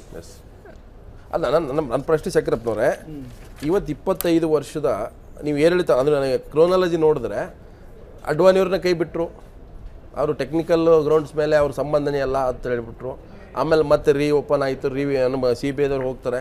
ಅದಾದ್ಮೇಲೆ ಅಲಹಾಬಾದ್ ಹೈಕೋರ್ಟ್ ಅದು ಫುಲ್ ಕ್ಯಾಶೇ ಮಾಡಿಬಿಡುತ್ತೆ. ಎಲ್ಲ ಇವಷ್ಟು 25 ವರ್ಷಗಳಿಂದ ನಡ್ಕೊಂಡು ಬಂದಿರತಕ್ಕಂಥದ್ದೇ ಟೆಕ್ನಿಕಲ್ಸ್ ಮೇಲೆ, ನಾಟ್ ಆನ್ ಮೆರಿಟ್ಸ್. ಕೇಸನ್ನು ಯಾವತ್ತೂ ಸಹ ಈ ನಾಯಕರುಗಳ ವಿರುದ್ಧ ಮೆರಿಟ್ಸ್ ಮೇಲೆ ಕೋರ್ಟ್ ಅವರು ಟಚ್ ಮಾಡೋಕ್ಕೆ ಹೋಗಲಿಲ್ಲ. ಬೇರೆ ಕಾರಣಗಳು ನಾವು ಹೇಳಲಿಕ್ಕಾಗಲ್ಲ, ಬಿಕಾಸ್ ಆ ಸಂದರ್ಭಕ್ಕೆ ಕೋರ್ಟ್ಗೆ ಆ ಥರ ಅನಿಸಿರ್ಬೋದು, ಆ ದೇಶದಲ್ಲಿ ಮಾಡಿರ್ಬೋದು. ಇವತ್ತು ಸುಪ್ರೀಂ ಕೋರ್ಟ್ಗೆ ಇವತ್ತು ಸುಪ್ರೀಂ ಕೋರ್ಟ್ಗೆ ಈ ರೀತಿಯಾಗಿರ್ತಕ್ಕಂಥ ಚಿಂತನೆ ಬಂದಿದೆ. ಅದಕ್ಕೆ ಸುಪ್ರೀಂ ಕೋರ್ಟಲ್ಲಿ ಈ ಥರ ಕಾರಣಗಳೇನೇ ಇರ್ಬೋದು. ಈ ರೀತಿ ಜಯಲಲಿತಾ ಕೇಸಲ್ಲೂ ಸಹ ಅಂತಿಮ ದಿನಗಳಲ್ಲಿ ಕಾರಣ ಅಲ್ಲ, ಬಟ್ ಸುಪ್ರೀಂ ಕೋರ್ಟ್ಗೆ ಹೋಗಿದ್ದು ಕೂಡ ಸಿಬಿಐ ಹೋಗಿರೋದು ನೋಡಿ. ಮೇಲ್ಮನೆ ಹೋಗಿರೋದು ಸಿಬಿಐ ಹೋಗ್ಬೇಕು. ಸಿಬಿಐ ಯಾರು? ಅವರು ಹಾಕಿರ್ತಕ್ಕ ಸಿಬಿಐ ಯಾರು? ನೋಡಿ, ಸಿಬಿಐ ಯಾವ ಸಂದರ್ಭದಲ್ಲಿ ಹೋಗಿದೆ, ಯಾವ ಸಂದರ್ಭದಲ್ಲಿ ಆಡಳಿತ ಪಕ್ಷಗಳು ಇತ್ತು ಅನ್ನೋದು ಬಹಳ ಇಂಪಾರ್ಟೆಂಟ್ ಅಲ್ವಾ? ಇದು ಕಾಂಗ್ರೆಸ್ ಸಂದರ್ಭದಲ್ಲಿ ಇದ್ದಂಥ ಸಂದರ್ಭದಲ್ಲಿ ಸಿಬಿಐ ಅವರು ಬ್ರಿಡ್ಜನ್ನ ಹಾಕಿದಾರೆ. ಇವತ್ತು ತೀರ್ಮಾನಕ್ಕಾಗಿರೋದ್ರೆ ಅದು ಕೆಲವು ವಿಚಾರಗಳಲ್ಲಿ ನಾವು ಹೇಳಲಿಕ್ಕೆ ಆಗಲ್ಲ ಬಿಡಿ. ಅದು it is better to stop it. ಯಾವ ಟೈಮಲ್ಲಿ ಬಟ್ ಕಾನೂನಾತ್ಮಕ ವಿಚಾರಗಳು ಬಂದಾಗ ಇವತ್ತು ಈ 120B ಮಾತ್ರ ನೀವು ಲೈಫ್ ಸೆಂಟೆನ್ಸ್ ಇದೆ ಅಂತಲ್ಲ, ಅದರಲ್ಲಿ ಸತ್ತಿರ್ತಕ್ಕಂಥವ್ರು ಅನೇಕ ಜನ 302 ಕೇಸನ್ನು ರಿಜಿಸ್ಟರ್ ಮಾಡಿದ್ದಾರೆ. ಅಂದ್ರೆ ಇವರ ಸಂಚಿನ ಕಾರಣದಿಂದಾಗಿ ಅನೇಕ ಜನ ಸಾವನ್ನಪ್ಪಿದ್ದಾರೆ, ಹತ್ಯೆಗೊಳಪಟ್ಟಿದ್ದಾರೆ. ಇವರ ಸಂಚಿನ ಪರವಾಗಿ ಆ ಸಾರ್ವಜನಿಕ ಇವರು ಪ್ರಚೋದನೆ. ಅಂದ್ರೆ ಇದು 120B ಇದ್ರ ಜೊತೆಗೆ ಕ್ರಿಮಿನಲ್ ಕಾನ್ಸ್ಪಿರಸಿ ಅನ್ನೋದು ಇದೆಯಲ್ಲ, ಸೊ ಇದಕ್ಕೆ ಹೋಗುತ್ತೆ. ಇದು ನಥಿಂಗ್ ಬಟ್ 302 ಅಂತ ವಿಕ್ರಮ್ ಅವ್ರು ಹೇಳ್ತಾರೆ. ನಾವೇನು ಯಾರನ್ನು ಕೂಡ ಬೀಳಿಸಿ ಅಂತ ಹೇಳಿಲ್ಲ. ನನ್ನ ತಿಳುವಳಿಕೆ ಪ್ರಕಾರ ಅವ್ರ ಮೇಲೆ ಇವತ್ತು ಚಾರ್ಜಸ್ ಮಾಡಿರೋದು ಯಾವುದು 302 ಮೇಲೆ ಅಲ್ಲ. ಮುಂದೆ ಏನೇನು ಘಟನೆ ಆಗಿದೆ ಅದಕ್ಕೆ ಇವ್ರ ಕಾರಣ ಅಂತ ಕೋರ್ಟು ಹೇಳಿಲ್ಲ, ಸಿಬಿಐನೂ ಹೇಳಿಲ್ಲ, ಏನೂ ಹೇಳಿಲ್ಲ. ಅವ್ರ ಮೇಲೆ ಈ ಸ್ಟ್ರಕ್ಚರ್ ಏನಿದೆಯಲ್ಲ ಅದು ಧ್ವಂಸಗೊಳಿಸೋದಕ್ಕೆ ನೀವು ಹಿಂದೆ ಸಂಚು ಮಾಡಿದ್ರಿ ಅನ್ನೋದು, ಮುಂದಿಂದ ಏನಾಯ್ತು ಅದಕ್ಕೆ ಕಾರಣೀಭೂತರು ಇವ್ರು ಹೌದು ಅಲ್ವೋ ಅನ್ನೋದು ಪ್ರಶ್ನೆನೇ ಉಳಿದಿಲ್ಲ. ಅಂದ್ರೆ ಆ ಕಟ್ಟಡವನ್ನ ನೀವು ಉರುಳಿಸಕ್ಕೆ ಬೇಕಾದಂತ ಸ್ಟ್ರಾಟಜಿ ಇವ್ರು ಮಾಡಿದ್ರು ಅನ್ನೋದೇನೆ ಚಾರ್ಜ್. ಮೂಲ ಚಾರ್ಜ್ ಅದೇ, ಮೂಲ ಚಾರ್ಜ್ ಅದು ಮೂಲ ಅಲ್ಲ. ಇವ್ರ ಮೇಲೆಲ್ಲ ಇರೋ ಚಾರ್ಜ್ ಅದೊಂದೇ. ಅದೇ ಇವ್ರ ಮೇಲೆ ಯಾವ್ದು ಇನ್ಯಾರೋ ಸತ್ರು ಅಥವಾ ಇನ್ನೊಂದೇನೋ ಆಯ್ತು ಅನ್ನೋದು ಯಾವ ಚಾರ್ಜು ಇಲ್ಲ ಇವ್ರ ಮೇಲೆ. 302 ಇಲ್ಲ. ಸೊ ಆಫ್ಟರ್ 302 ಮಾಡ್ಲಿಕ್ಕೆ ಆಗೋದಿಲ್ಲ. ಆಫ್ಟರ್ ಡೆಮೊಲಿಷನ್ ಇವರಿಗೆ ಸಂಬಂಧ ಇಲ್ಲ ಅಂತ. ಚಾರ್ಜ್ ಇರೋದು ಬಿಫೋರ್ ಡೆಮೊಲಿಷನ್. ಸಂಚು ಹತ್ಯೆ ಆಗಿರ್ತಕ್ಕಂಥ ಸಂದರ್ಭಗಳಿಗೆ ನೀವು ಪ್ರಚೋದನೆ ವಿಕ್ರಮ್ ಹೇಳ್ತಾರದ್ದು. ಮತ್ತೆ ಈಗ ಅವರು ವಾದ ಮಾಡ್ತಾರದೇನಂದ್ರೆ ಬೀಳ್ಸೋವರೆಗೂ ಮಾತ್ರ ನಮ್ ಸಂಚ ಆಗಿದ್ರೆ ನಾವು ಒಪ್ಕೊಳಕ್ ರೆಡಿ ಅಂತ ಹೇಳಿದ್ರು ಉಮಾಭಾರತಿ. ಹಾಗಾದ್ರೆ ನಿಮ್ಗೆ ಆದ ನಂತರದ ಆ ಸಾವು ನೋವುಗಳಿಗೆ ನಾವು ಹೊಣೆಗಾರಲ್ಲ ಅನ್ನೋಂಥದ್ದು ಕ್ಲಿಯರ್ ಕಟ್ ಆಗುತ್ತೆ ಅವರ ವಾದದಲ್ಲಿ. ಸೊ ವ್ಯಾಖ್ಯಾನ ಅಂದ್ರೆ ಮುಂದಿನ ಘಟನೆಗೆ ಇವ್ರ ಕಾರಣ ಅಂತ ಯಾರು ಹೇಳಿಲ್ಲ. ಹಾಗಾಗಿ ಈ ಕೇಸ್ ವ್ಯಾಖ್ಯಾನ ಇದೆಯಲ್ಲ, ನಾವು ಯಾವ ರೀತಿ ಬೇಕಾದ್ರೆ ನಾವು ವ್ಯಾಖ್ಯಾನ ಮಾಡ್ತೀವಿ. ನಾವು ಇರ್ತಕ್ಕಂಥ ಕಾನೂನುಗಳನ್ನ ನಮ್ಮ ಕಕ್ಷಿದಾರರ ಅನುಕೂಲಕ್ಕೆ ನಾವು ವ್ಯಾಖ್ಯಾನ ಮಾಡಲೇ ಮಾಡ್ತೀವಿ. ಹೌದು. ಅಂದ್ರೆ ಶಾಸಕಾಂಗ ನಾಯಕರು ಇದ್ದಾರಲ್ಲ, ನೀವು ಲೆಜಿಸ್ಲೇಟರ್ಸ್ ಮಾಡಿರ್ತಕ್ಕಂಥ ಚಿಂತನೆಗಳು ತಪ್ಪು, ಈ ಚಿಂತನೆಗಳು ಕರೆಕ್ಟ್ ಆಗಿದಾವೆ, ಈ ಸಂದರ್ಭಕ್ಕೆ ಈ ರೀತಿಯಾಗಿರ್ತಕ್ಕಂಥ ಕಾನೂನು ನೀವು ಅವತ್ತು ಮಾಡಿರ್ತಕ್ಕಂಥದ್ದು ತಪ್ಪು ಅಂತಕ್ಕಂಥ ವಾದವನ್ನ ನಾವು ಮಾಡ್ತೇವೆ. ನಮಗೆ ಅನುಕೂಲಕ್ಕೆ ನಾವು ವ್ಯಾಖ್ಯಾನವನ್ನ ಮಾಡ್ತೇವೆ, ಯಾಕಂದ್ರೆ ನಮ್ಮ ಕಕ್ಷಿಗಾರನ ಉಳಿಸಲಿಕ್ಕೆ. ಅದು ಬಿಟ್ಟರೆ ಅದು ಬೇರೆ ವಿಚಾರ, ವ್ಯಾಖ್ಯಾನಗಳು ಮಾಡ್ತೇವೆ. ಆದರೆ ಅಂತಿಮವಾಗಿರ್ತಕ್ಕಂಥ ವಿಚಾರ ಇವತ್ತು 22 ವರ್ಷಗಳ ಕಾಲ ಇವತ್ತು ವಯಸ್ಸಾಗಿರ್ತಕ್ಕಂಥ ಆರೋಪಿಗಳಂತ ಏನಿದ್ದಾರೆ ಅವರು ಕಂಟಿನ್ಯೂಸ್ ಆಗಿ ಎವ್ರಿ ಡೇ ಕೋರ್ಟ್ ಅಲ್ಲಿ ಕೂತ್ಕೊಂಡು ಅವರ ಟ್ರಯಲ್ ಕಂಪ್ಲೀಟ್ ಮಾಡ್ಲಿಕ್ಕೆ ಆಗತ್ತಾ ಅಂತ. ಅದೇ ವಿಕ್ರಮ್ ಅವರೇ ಈಗ ಹೇಳ್ತಿರೋದು ಡೇ ಟು ಡೇ ಬೇಸಿಸ್ ಮೇಲೆ ಹಿಯರಿಂಗ್ ಮಾಡಬೇಕು ಅಂತಿದೆ. ಅಕ್ಸೆಪ್ಟ್ ನಿಮ್ ಕಲ್ಯಾಣ್ ಸಿಂಗ್ ಗವರ್ನರ್ ಆಗಿರೋದ್ರಿಂದ ಅವ್ರು ಬರಕಲ್ಲ. ಇನ್ನು ಸಾಧ್ವಿ ರಿತಾಂಬರ ಏನಿದೆ ಯಾರ್ಯಾರಿದ್ದಾರೆ ಎಲ್ಲರೂ ಕೂಡ ಅವ್ರು ವಿನಾಯಿತಿ ತೊಳಂಗಿಲ್ಲ. ಅವರು must and should they present ಇರಬೇಕು ಅಂತಿದೆ. ಸೊ ಈ ಪ್ರೊಸೆಸ್ಸಲ್ಲೇ ಆಗೋದೇ ಆದರೆ 2 years ಒಳಗಡೆ ನೀವು ಹೇಳ್ದಂಗೆ ಎಷ್ಟು ಜನ ಸಾಕ್ಷಿಗಳು ಅವರ ಅಷ್ಟು ಕಷ್ಟ ಇದೆ. ಮತ್ತೆ ಎಷ್ಟೋ ಪ್ರಕರಣಗಳಲ್ಲಿ ಡೇಟ್ ಅನ್ನ ಅಂದ್ರೆ ಟೈಮ್ ಅನ್ನ ಎಕ್ಸ್ಟೆಂಡ್ ಮಾಡಿರೋದು ಇದೆ ಸುಪ್ರೀಂ ಕೋರ್ಟ್. ಸೊ ಅದರಿಂದ ಇದ್ರೊಳಗೆ ಎಕ್ಸ್ಟೆಂಡ್ ಆದ್ರೆ ಏನು ವಿಶೇಷ ಇಲ್ಲ, ಆಶ್ಚರ್ಯಕರ ಇಲ್ಲ ಅಂತ ನನಗನ್ಸುತ್ತೆ. ಆಮೇಲೆ ಇದ್ರೊಳಗೆ ಇನ್ನೊಂದು ವಿಚಾರ ಇದೆ.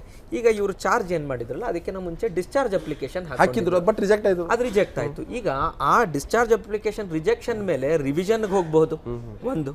ಎರಡನೇದು ಅಂಡರ್ ಸೆಕ್ಷನ್ 482 ಕರೆಕ್ಟ್ ಕ್ವಾಶಿಂಗ್ಗೂ ಹೋಗಬಹುದು, ಚಾರ್ಜ್ ಶೀಟ್ಗೆ ಕ್ವಾಶಿಂಗ್ಗೂ ಹೋಗಬಹುದು.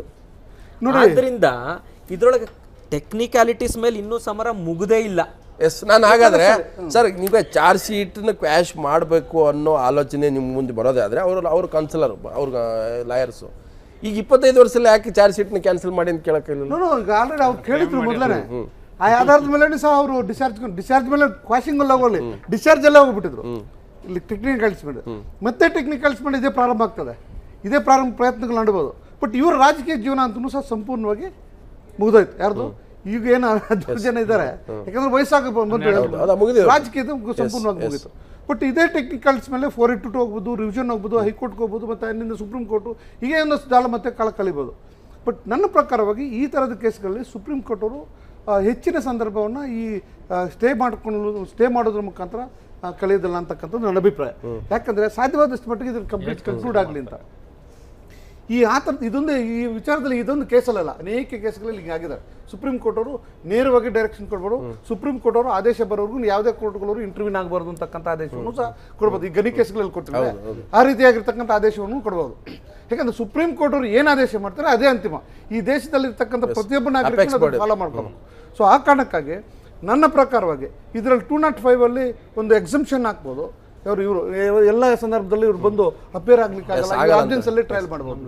ಇವ್ರು ಆಬ್ಜೆನ್ಸ್ ಅಲ್ಲೇ ಟ್ರಯಲ್ ಮಾಡ್ಬೋದು ಅಂತಕ್ಕಂಥ ಪ್ರಶ್ನೆ ಎತ್ತಿದ್ರೆ again it is a constitutional issue. ಅವ್ರ ಆಬ್ಜೆನ್ಸ್ ಅಲ್ಲೇ ಟ್ರಯಲ್ ನಡೆದ್ರೆ ದೆನ್ ಅದೇ ಗ್ರೌಂಡ್ ಮೇಲೆ then we can go for quashing. It cannot be without presence of accused, it cannot be continue the trial. ಅದೇ ಒಂದು ಗ್ರೌಂಡ್ ಆಗ್ಬಿಡ್ತದೆ ಕ್ವಾಶ್ ಮಾಡಲಿಕ್ಕೆ. ಅಬ್ಬರ್ ಅವರೇ, ಈಗ ಪ್ರಶ್ನೆ ಇರೋದು ಒಂದು, ಈಗ ಅವರು ಕ್ವಾಶಿಗೆ ಹಾಕೋಬೋದು, ನಾಳೆ ಕ್ವಾಶು ಆಗ್ಬೋದು, ಈ ಇಡೀ ಹೋಲ್ ಚಾರ್ಜ್ ಶೀಟೇ ಕ್ವಾಶ್ ಮಾಡಿ ಅಂತ ಹೇಳ್ಬೋದು, ಅಥವಾ ಇತ್ಯರ್ಥನೂ ಆಗ್ಬೋದು, ಅಥವಾ ಏನೋ ಪನಿಷ್ಮೆಂಟು ಮತ್ತೊಂದು ದಂಡ ಅದು ಬರ್ಬೋದು. ಪ್ರಶ್ನೆ ಅದಲ್ಲ. ಈಗ ಮುಂದೆ ಇರ್ತಕ್ಕಂಥದ್ದು ಓವರಲ್ ಆಗಿ ಈ ರಾಮ ಮಂದಿರವನ್ನು ಕಟ್ಟಬೇಕಾಗಿರ್ತಕ್ಕಂಥದ್ದು ಈ ಕೇಸ್ಗೆ ಅದಕ್ಕೆ ಸಂಬಂಧ ಇಲ್ಲ ಈಗ ಇಲ್ಲ ಅಲ್ವಾ? ಸೊ ಅದನ್ನು ಹೇಳಿರೋದು ನೀವು ಅಮಿಕೇಬಲ್ ಹೊರಗಡೆ ಸೆಟಲ್ ಮಾಡ್ಕೊಳ್ಳಿ, ಪಾಲಿಟಿಕಲ್ ಟೇಬಲ್ಗೆ ಬನ್ನಿ ಅಂತ ಹೇಳಿದ್ದಾರೆ. ಸೊ ಅದ್ರ ಮೇಲೆ ಈ ಏನಿದೆ ಹೀರಿಂಗ್ ಇದೆ ಅದು ಇದಕ್ಕೆ ಸಂಬಂಧ ಆಗಲ್ಲ.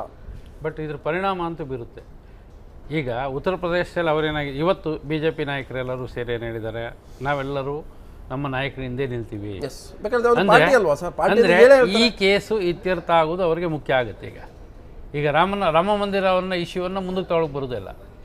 ಸೊ ಇದನ್ನು ಬಿಟ್ಟು ಅವ್ರು ಮುಂದಕ್ಕೆ ತಗೊಳಕ್ಕೆ ಆಗೋದೇ ಇಲ್ಲ. ಈಗ ಇದು ಇತ್ಯರ್ಥ ಆಗ್ಬಿಡ್ಲಿ, ಆಮೇಲೆ ರಾಮ ಮಂದಿರಕ್ಕೆ ಹೋಗ್ತೀವಿ ಅಂತ. ಇಲ್ಲಿ ಎರಡು ಇಶ್ಯೂಗಳಿದಾವೆ.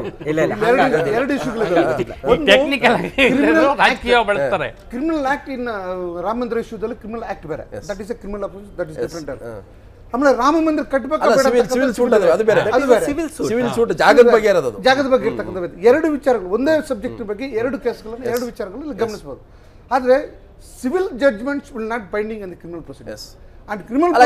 ಸಂಬಂಧವಿಲ್ಲ, ಅದು ಸಿವಿಲ್ ನಮ್ದು ಅಂತ ಲಿಟಿಗೇಷನ್ ಇದ್ದಂಗೆ ಅದು. ಸೊ ಅಂತ ಸಂದರ್ಭದಲ್ಲಿ ಏನಾಗಿದೆ, ಸುಪ್ರೀಂ ಕೋರ್ಟ್ ಅವರು ಮಾರ್ಕಂಡೇ ಕರ್ಜು ಅಂತಕ್ಕಂಥ ಜಸ್ಟಿಸ್ ಮಾರ್ಕಂಡೇ ಕರ್ಜು ಅಂತಕ್ಕಂಥವ್ರು ಪತ್ರಿಕಾ ಅಧ್ಯಕ್ಷರಾಗಿದ್ದಾರೆ. ಪ್ರಸಾರ ಭಾರತಿ ಹಿಂದೆ ಆಗಿದ್ರು, ಈಗಿಲ್ವೇನು. ಅವ್ರೇನ್ ಮಾಡಿದ್ರು, ಅವರು 2010 ಒಂದು ಜಡ್ಜ್ಮೆಂಟ್ ಏನ್ ಮಾಡಿದ್ರು, 302 and 376 ಎರಡು ಸಂದರ್ಭಗಳಲ್ಲಿ ಬಿಟ್ಟು ಇನ್ನೆಲ್ಲ ಎಲ್ಲ ಅಫೆನ್ಸ್ಗಳಲ್ಲೂ ಸಹ ನೀವು ಕಾಂಪ್ರಮೈಸ್ ಮಾಡ್ಕೊಳ್ಳುವಂಥ ಪ್ರಯತ್ನಗಳು ಈ ದೇಶದಲ್ಲಿ ನಡಿಬೇಕು ಅಂತಕ್ಕಂಥ ಒಂದು ತೀರ್ಮಾನವನ್ನು ಕೊಟ್ಟಿದ್ರು. ಅದು 2010, 2012, 2013 ಈಗ 3 ಜಡ್ಜ್ಮೆಂಟನ್ನು ಕೊಟ್ಟಿದ್ರು.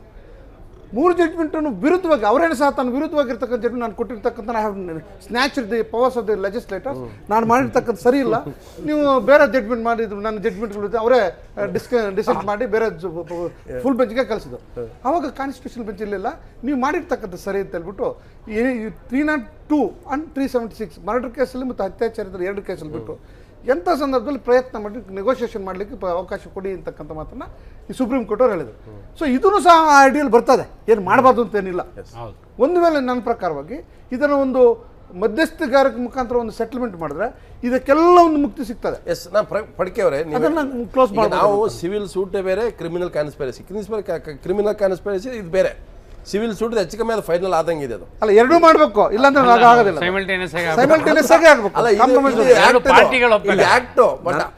ನನ್ನ ವಿಚಾರದಲ್ಲಿ ಇವು ಎರಡೂನು ಕಾಸ್ ಆಫ್ ಆಕ್ಷನ್ ಬೇರೆ ಬೇರೆ. ಒಂದು ಸಿವಿಲ್ ಸೂಟ್ ಆಸ್ತಿ ಜಗಳ ಒಂದಿದೆ, ಲಿಟಿಗೇಷನ್ ಅಂದ್ರೆ ಅದು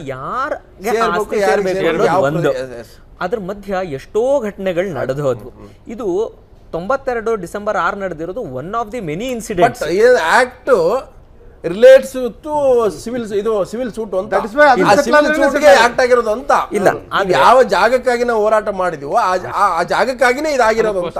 ಆದ್ರೆ ಒಂದ್ ಹೇಳ್ಬಿಡ್ತೀನಿ, ಈಗ ರಾಮ ಮಂದಿರದ ಕಟ್ಟಬೇಕೋ ಬೇಡವೋ ಅಥವಾ ಆ ಸಿವಿಲ್ ಲಿಟಿಗೇಷನ್ ಏನಿದೆ ಅದು ಇತ್ಯರ್ಥ ಆದ್ರೂನು, ಅಂದ್ರೆ ಅದು ಜಡ್ಜ್ಮೆಂಟ್ ಬಂದ್ ಇತ್ಯರ್ಥ ಆಗ್ಲಿ, ಮಾತುಕತೆಯಿಂದ ಇತ್ಯರ್ಥ ಆಗ್ಲಿ, ಇದ್ರ ಮೇಲೆ ಪರಿಣಾಮ ಬೀರಲ್ಲ ಅನ್ನೋದು ನನ್ನ ಸ್ಪಷ್ಟವಾದ ಅಭಿಪ್ರಾಯ ಇದೆ. ಬಟ್ ಇದು ಆಗುತ್ತೋ ಬಿಡುತ್ತೋ ಅದನ್ನ ಫೈನಲ್ ಮಾಡಕ್ಕೂ ಪೊಲಿಟಿಕಲ್ ಇಂಟ್ರೆಸ್ಟ್ ಇದೆಯಾ? ಇಲ್ಲ, ನಾವೊಂದು ಹೇಳ್ಬಿಡ್ತೀನಿ ಕೇಳಿ, ಈ ಲಿಟಿಗೇಷನ್ಗೂ ಅದಕ್ಕೂ ಸಂಬಂಧ ಇಲ್ಲದೆ ಇರೋದ್ರಿಂದ ಡಿಫರೆಂಟ್ ಟೈಮ್ ಲೈನ್ಸ್ ನಲ್ಲಿ ಬೇಡ, ಇದು ನಡೀತಾ ಇರುತ್ತೆ. ಹೇಳೋದು ಸಿವಿಲ್ ಸೂಟ್ ನ ಬಗೆಹರಿಸಲಿಕ್ಕೆ ಈ ನಮ್ಮ ಪೊಲಿಟಿಕಲ್ ಸಿಸ್ಟಮಲ್ಲಿ whichever party A or B they are ready ಅಂತ ಅವ್ರು ರೆಡಿ ಇದಾರ? ಆದ್ರೆ ಅದು ಸುಪ್ರೀಂ ಕೋರ್ಟ್ ನಲ್ಲಿ ಇದೆ. ವಿಕ್ರಮ್ ಸುಪ್ರೀಂ ಕೋರ್ಟ್ ಇಲ್ಲ ನಿರ್ಣಯ ಮಾಡಬೇಕು, ಇಲ್ಲ ಪಾರ್ಟೀಸ್ ಒಪ್ಕೋಬೇಕು. ಪಾರ್ಟೀಸ್ ಒಪ್ಕೊಳ್ಳೋ ಹಂಗೆ ಕಾಣ್ತಾ ಇಲ್ಲ. ಸೊ ನೀವು ಹೇಳಿದಾಗೆ ಎರಡು ಕೂಡ ಒಂದಕ್ಕೊಂದು ಬಿಟ್ಟಿಲ್ಲ. ಅವ್ರು ಹೇಳಿದಾರೆ ಮಾಡ್ಕೊತೀರಾ ನೋಡಿ ಅಂತ. ಅದಾಗದೆ ಇದ್ರೆ ಅವ್ರು ಜಡ್ಜ್ಮೆಂಟ್ ಕೊಡ್ಲೇಬೇಕು. ಸುಪ್ರೀಂ ಕೋರ್ಟ್ಗೆ ಬೇಕೋ ಬೇಡವೋ ಅವ್ರು ಜಡ್ಜ್ಮೆಂಟ್ ಕೊಡ್ಲೇಬೇಕು. ರಿಕ್ವೈರ್ಮೆಂಟ್ ಇದೆ, ಪೊಲಿಟಿಕಲ್ ವಿಲ್ ರಿಕ್ವೈರ್ಮೆಂಟ್. ಯಾಕಂತ ಇವತ್ತು ಸೆಟಲ್ಮೆಂಟ್ ಅಂತ ಪ್ರಶ್ನೆ ಬಂದಾಗ, ನೀವು ಸೆಟಲ್ಮೆಂಟ್ ಮಾಡ್ಕೊಳ್ಳಿ ಪ್ರಶ್ನೆ ಬಂದಾಗ, ನೀವು ಬರೀ ಕ್ರಿಮಿನಲ್ ಕೇಸನ್ನು ಸೆಟಲ್ಮೆಂಟ್ ಮಾಡ್ಕೊಳ್ಳಿ ಅಂತ ಅರ್ಥ. ಆ ಇಶ್ಯೂ ಕಂಪ್ಲೀಟ್ ಇಶ್ಯೂ ಇವನ್ ನಾನು ಹೇಳೋದು ಜಾಗ ನಿಮ್ದು ಏನು ಸಿವಿಲ್ ಸೂಟ್ ಇದೆ, ಲಿಟಿಗೇಷನ್ ಯಾರಿಗೆ ಯಾವ ಸೇರ್ಬೇಕು, ರಾಮ ಹುಟ್ಟಿದ ಜಾಗ ಎಲ್ಲ ಪೂಜೆ ಮಾಡೋದು ಯಾವುದು, ನಮಾಜ್ ಮಾಡೋದು ಯಾರ್ಯಾರಿಗೆ ಸೇರ್ಬೇಕು ಅಂತ ಆದ್ರೂ ಕೂಡ ಇದಕ್ಕೇನು ಸಂಬಂಧ ಇಲ್ಲ ಈಗ. ಇಲ್ಲ ನೀವು ಅದನ್ನೇ ಹೇಳೋದು ನೋಡ್ರಿ. ಸೆಟಲ್ಮೆಂಟ್ ಅಂತ ಪ್ರಶ್ನೆ ಬಂದಾಗ even in criminal cases also civil ಕೇಸಲ್ಲಿ ಸೆಟಲ್ಮೆಂಟ್ ಮಾಡ್ಕೊಂಡಿದ್ದೀವಿ, ಆದ್ರಿಂದ ನೆಗೋಷಿಯೇಷನ್ ಮಾಡ್ಕೊಂಡಿದ್ವಿ, therefore this procedure can be quashed ಅಂತ ಹೇಳ್ಬಿಟ್ಟು ಒಂದು ಜಾಯಿಂಟ್ ಮೆಮೊ ಹಾಕ್ಬೋದು. ಆದ್ರೆ ಪಾರ್ಟಿಗಳು ಅವರೇ ಇರಬೇಕು. ಇಲ್ಲಿ ಏನಾಗಿದೆ ಅಂದ್ರೆ ಬೇರೆ ಪಾರ್ಟಿನಿಲ್ಲ, ಅವರು ಇಲ್ಲಿ ಪಬ್ಲಿಕ್ ಇಶ್ಯೂ ಈಗ ನಿರ್ಮೋಹಿ ಆಕಾರ ಅವರು ರಾಮ್ ಇದು ನ್ಯಾಸ ಇದೆ, ಆಮೇಲೆ ಬಾಬ್ರಿ ಇದು ಇದಿದೆ ಮುಸ್ಲಿಂ ಲಾ ಬೋರ್ಡ್ ಇದೆ. ಇವ್ರು ಯಾರೂನು ಇದ್ರೊಳಗ್ ಪಾರ್ಟಿಗಳಲ್ಲ, ಅಲ್ಲಿರೋರು ಇದ್ರೊಳಗ್ ಪಾರ್ಟಿಗಳಲ್ಲ.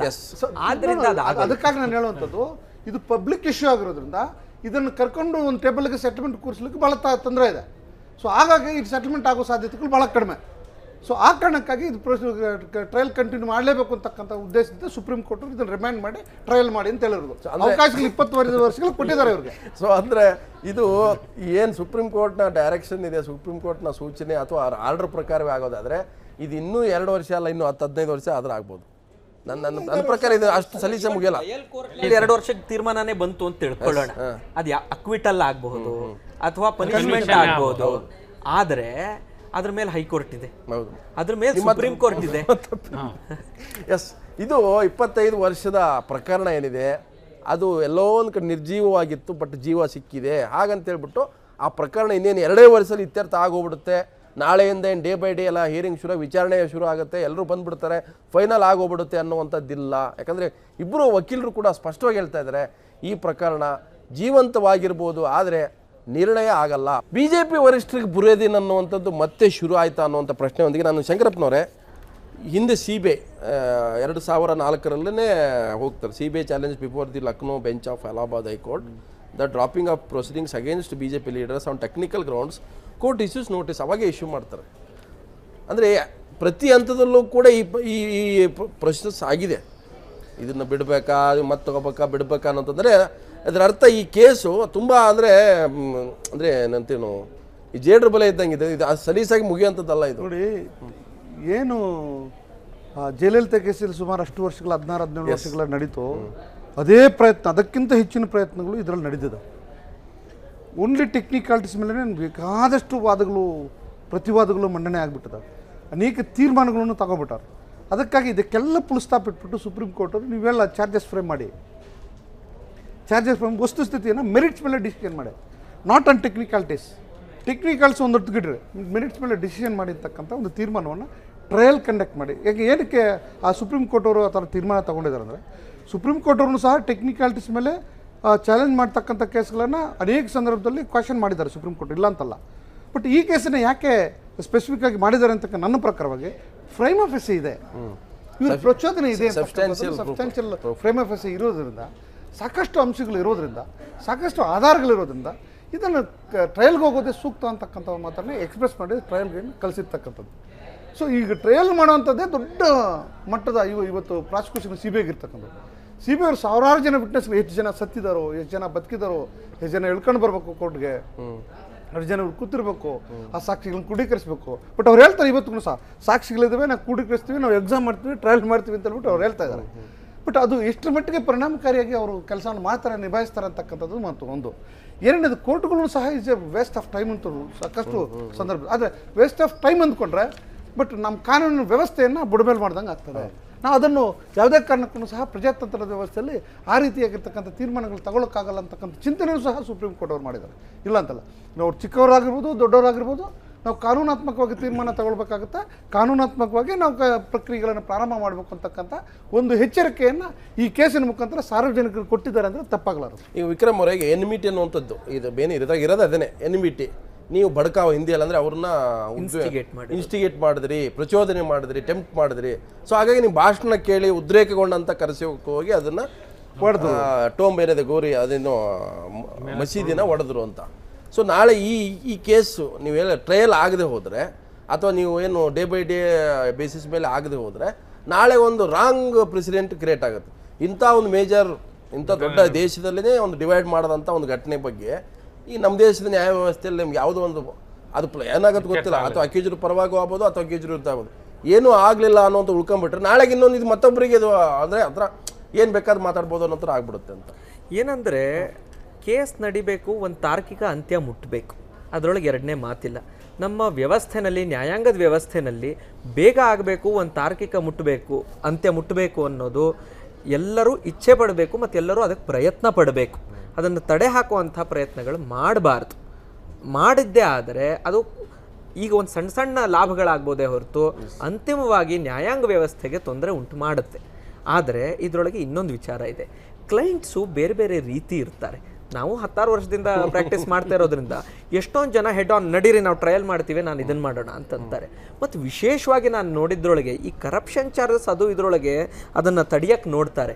ಆದರೆ ಯಾವುದು ನಾನು ಜನರ ಪರವಾಗಿ ಹೋರಾಟ ಮಾಡಿದೆ, ನಾನು ಅವರಿಗೋಸ್ಕರ ಮಾಡ್ತಾರೆ ಅಂದರೆ ನಡೀರಿ ಫೈಟ್ ಮಾಡೋಣ ಅಂತಾರೆ. ಅದರೊಳಗೆ ಪೊಲಿಟಿಕಲ್ ಮೈಲೇಜ್ ಜಾಸ್ತಿ. ಇದು ಅದೇ ಆ ಥರದ ಕೇಸೇನ ನಾನು ಇದ್ದೆ ಅನ್ನೋ ಥರ ಕ್ಲೇಮ್ ಮಾಡ್ಕೊಳ್ಳೋದಿದೆಯಲ್ಲ, ಇಟ್ಸ್ ಅ ಮೈಲೇಜ್ ಅಂತ ಹೇಳ್ತಾರೆ. ಉಮಾಭಾರತಿ ಓಪನ್ ಆಗಿ ಹೇಳ್ತಾರೆ, ನನ್ನ ಮೇರೆ ಶ್ರೀರಾಮ್ ಕೆಲಿಗೆ ಅಂತ ಹೇಳ್ತಾರೆ. ಅರ್ಥ ಅರ್ಥನು ಇಟ್ಸ್ ಅ ಪೊಲಿಟಿಕಲ್ ಗೇನ್ ಇದೆ. ನೀವು ಅದ್ರ ನೆಗೆಟಿವ್ ಆದ್ರೂ ಗೇನೆ, ಪಾಸಿಟಿವ್ ಆದ್ರೂ ಗೇನೆ.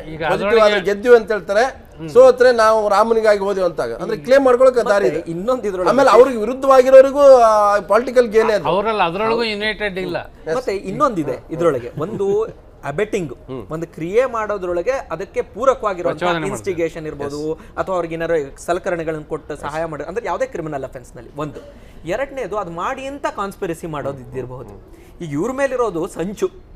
ಇವ್ರು ಪ್ರಚೋದನಕಾರಿಯಾಗಿ ಭಾಷಣ ಮಾಡಿದ್ರು ಅದಕ್ಕಿಂತ ಅವರ ಆಗಿ ಮಾಡೋದು ಅನ್ನೋದು ತುಂಬ ವೀಕ್ ಲಿಂಕ್. ಸಂಚು ಅಂತ ಏನಿದೆಯಲ್ಲ, ಈ ಸಂಚನ್ನು ಪ್ರೂವ್ ಮಾಡೋದು ಇನ್ನೂ ಕಷ್ಟ ಇದಕ್ಕಿನ. ಆದ್ದರಿಂದ ಇದರೊಳಗೆ ಹೆಚ್ಚಿನ ಪಕ್ಷ ಅಕ್ವಿಟಲ್ ಆಗತ್ತೆ ಅಂತ ಅನ್ಸುತ್ತೆ. ಆದ್ರಿಂದ ಇವರು ಅದನ್ನ ತಾರ್ಕಿಕ ಅಂತ್ಯಕ್ಕೆ ತಗೊಂಡು ಹೋಗ್ಬಿಡೋದೇ ಒಳ್ಳೇದು ಅಂತ ನನಗೆ.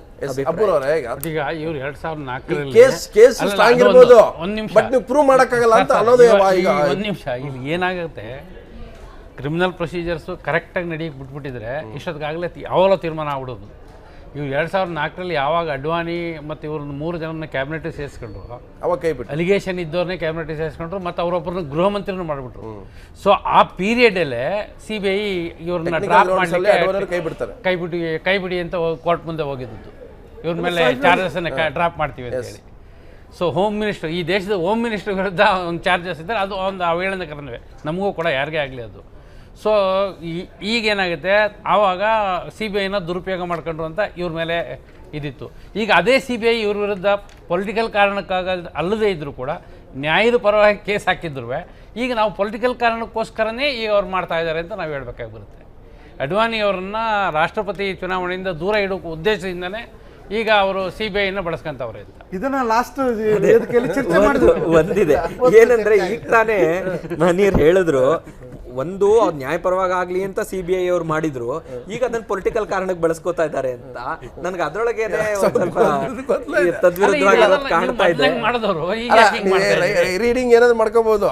ಅವ್ರು ಹೋಮ್ ಮಿನಿಸ್ಟರ್ ಆಗಿದ್ದಾಗ ಅವ್ರ ಮೇಲೆ ಚಾರ್ಜಸ್ ಡ್ರಾಪ್ ಮಾಡ್ಬಿಡಿ ಅಂತೀರಾ, ಈಗ ಅವ್ರ ಮೇಲೆ ಚಾರ್ಜಸ್ ಫ್ರೇಮ್ ಮಾಡಿ. ನನಗೆ CBI 5 ವರ್ಷಕ್ಕೆ ಒಂದೊಂದು ರೋಲ್ ಆಗಿ ಪ್ಲೇ ಮಾಡ್ತಾ ಇದೆ ಅನ್ನೋದು ಇದು CBI ಅವಾಗ ಇದ್ದಾಗ ಒಂದು ಪ್ಲೇ ಮಾಡ್ತೀವಿ, ಈಗ ಒಂದು ಪ್ಲೇ ಮಾಡಿಲ್ಲ. ಅದು ಎಂಟೈರ್ಲಿ CBI ಮೇಲೂ ಡಿಪೆಂಡೆಂಟ್ ಇಲ್ಲ.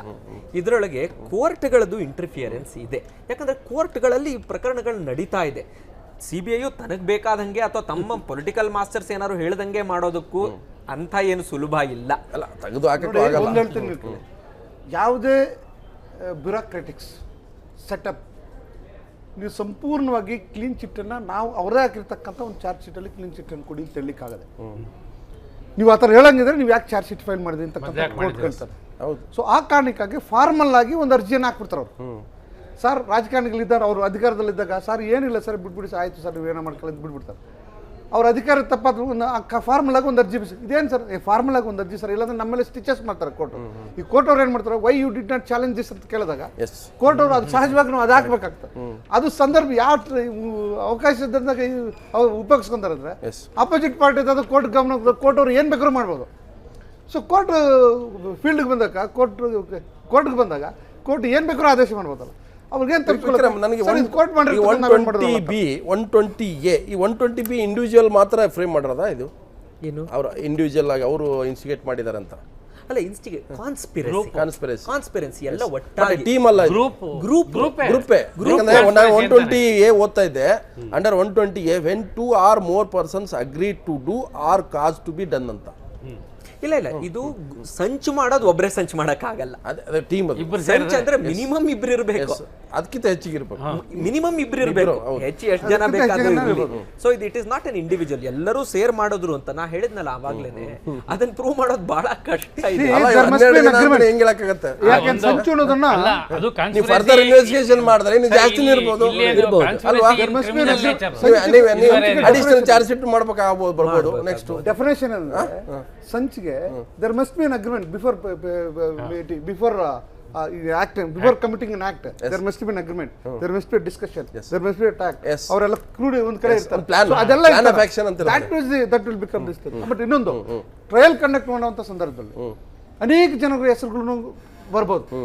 ಆವಾಗ 173 ಸಬ್ ಕ್ಲಾಸ್ 8 ಅಲ್ಲಿ ಒಂದು ಅರ್ಜಿಯನ್ನು ಪ್ರಾಸಿಕ್ಯೂಷನ್ ಮತ್ತೆ ಅಡಿಷನಲ್ ಚಾರ್ಜ್ ಅದು ಜೊತೆಗೇನೆ ಅಕಸ್ಮಾತ್ during the course of the trial if some names have been disclosed, ಹೊಸ ಹೆಸರು ಬಂದಾಗ then they can implicate. ಅವರು ಸಮನ್ ಮಾಡಬಹುದು, ಮತ್ತೆ ಸಮನ್ ಮಾಡಬಹುದು, ಕೋರ್ಟೇ ಸಮನ್ ಮಾಡಬಹುದು ಅವರಿಗೆ ಹೊಸ ಹೆಸರು ಬಂದು. ಹೌದು, ಪ್ರಾಸಿಕ್ಯೂಷನ್ ಅರ್ಜಿ ಹಾಕೊಂಡು ಇದನ್ನ ಮಾಡಬಹುದು. ಆದ್ರೆ ಇನ್ನೊಂದು ವಿಶೇಷ ಇದೆ, 245 ಸೆಕ್ಷನ್ CRPC ನಲ್ಲಿ at the any stage of trial ಅದ್ ನಡೀತಾ ಇರ್ಬೇಕಾದ್ರೇನೆ ಇದು ಆಗಿಲ್ಲ ಅಂತ ಕೋರ್ಟ್ಗೆ ಅನ್ಸಿದ್ರೆ ಆ ಟೈಮ್ ನಲ್ಲೂ ಡಿಸ್ಚಾರ್ಜ್ ಮಾಡಬಹುದು.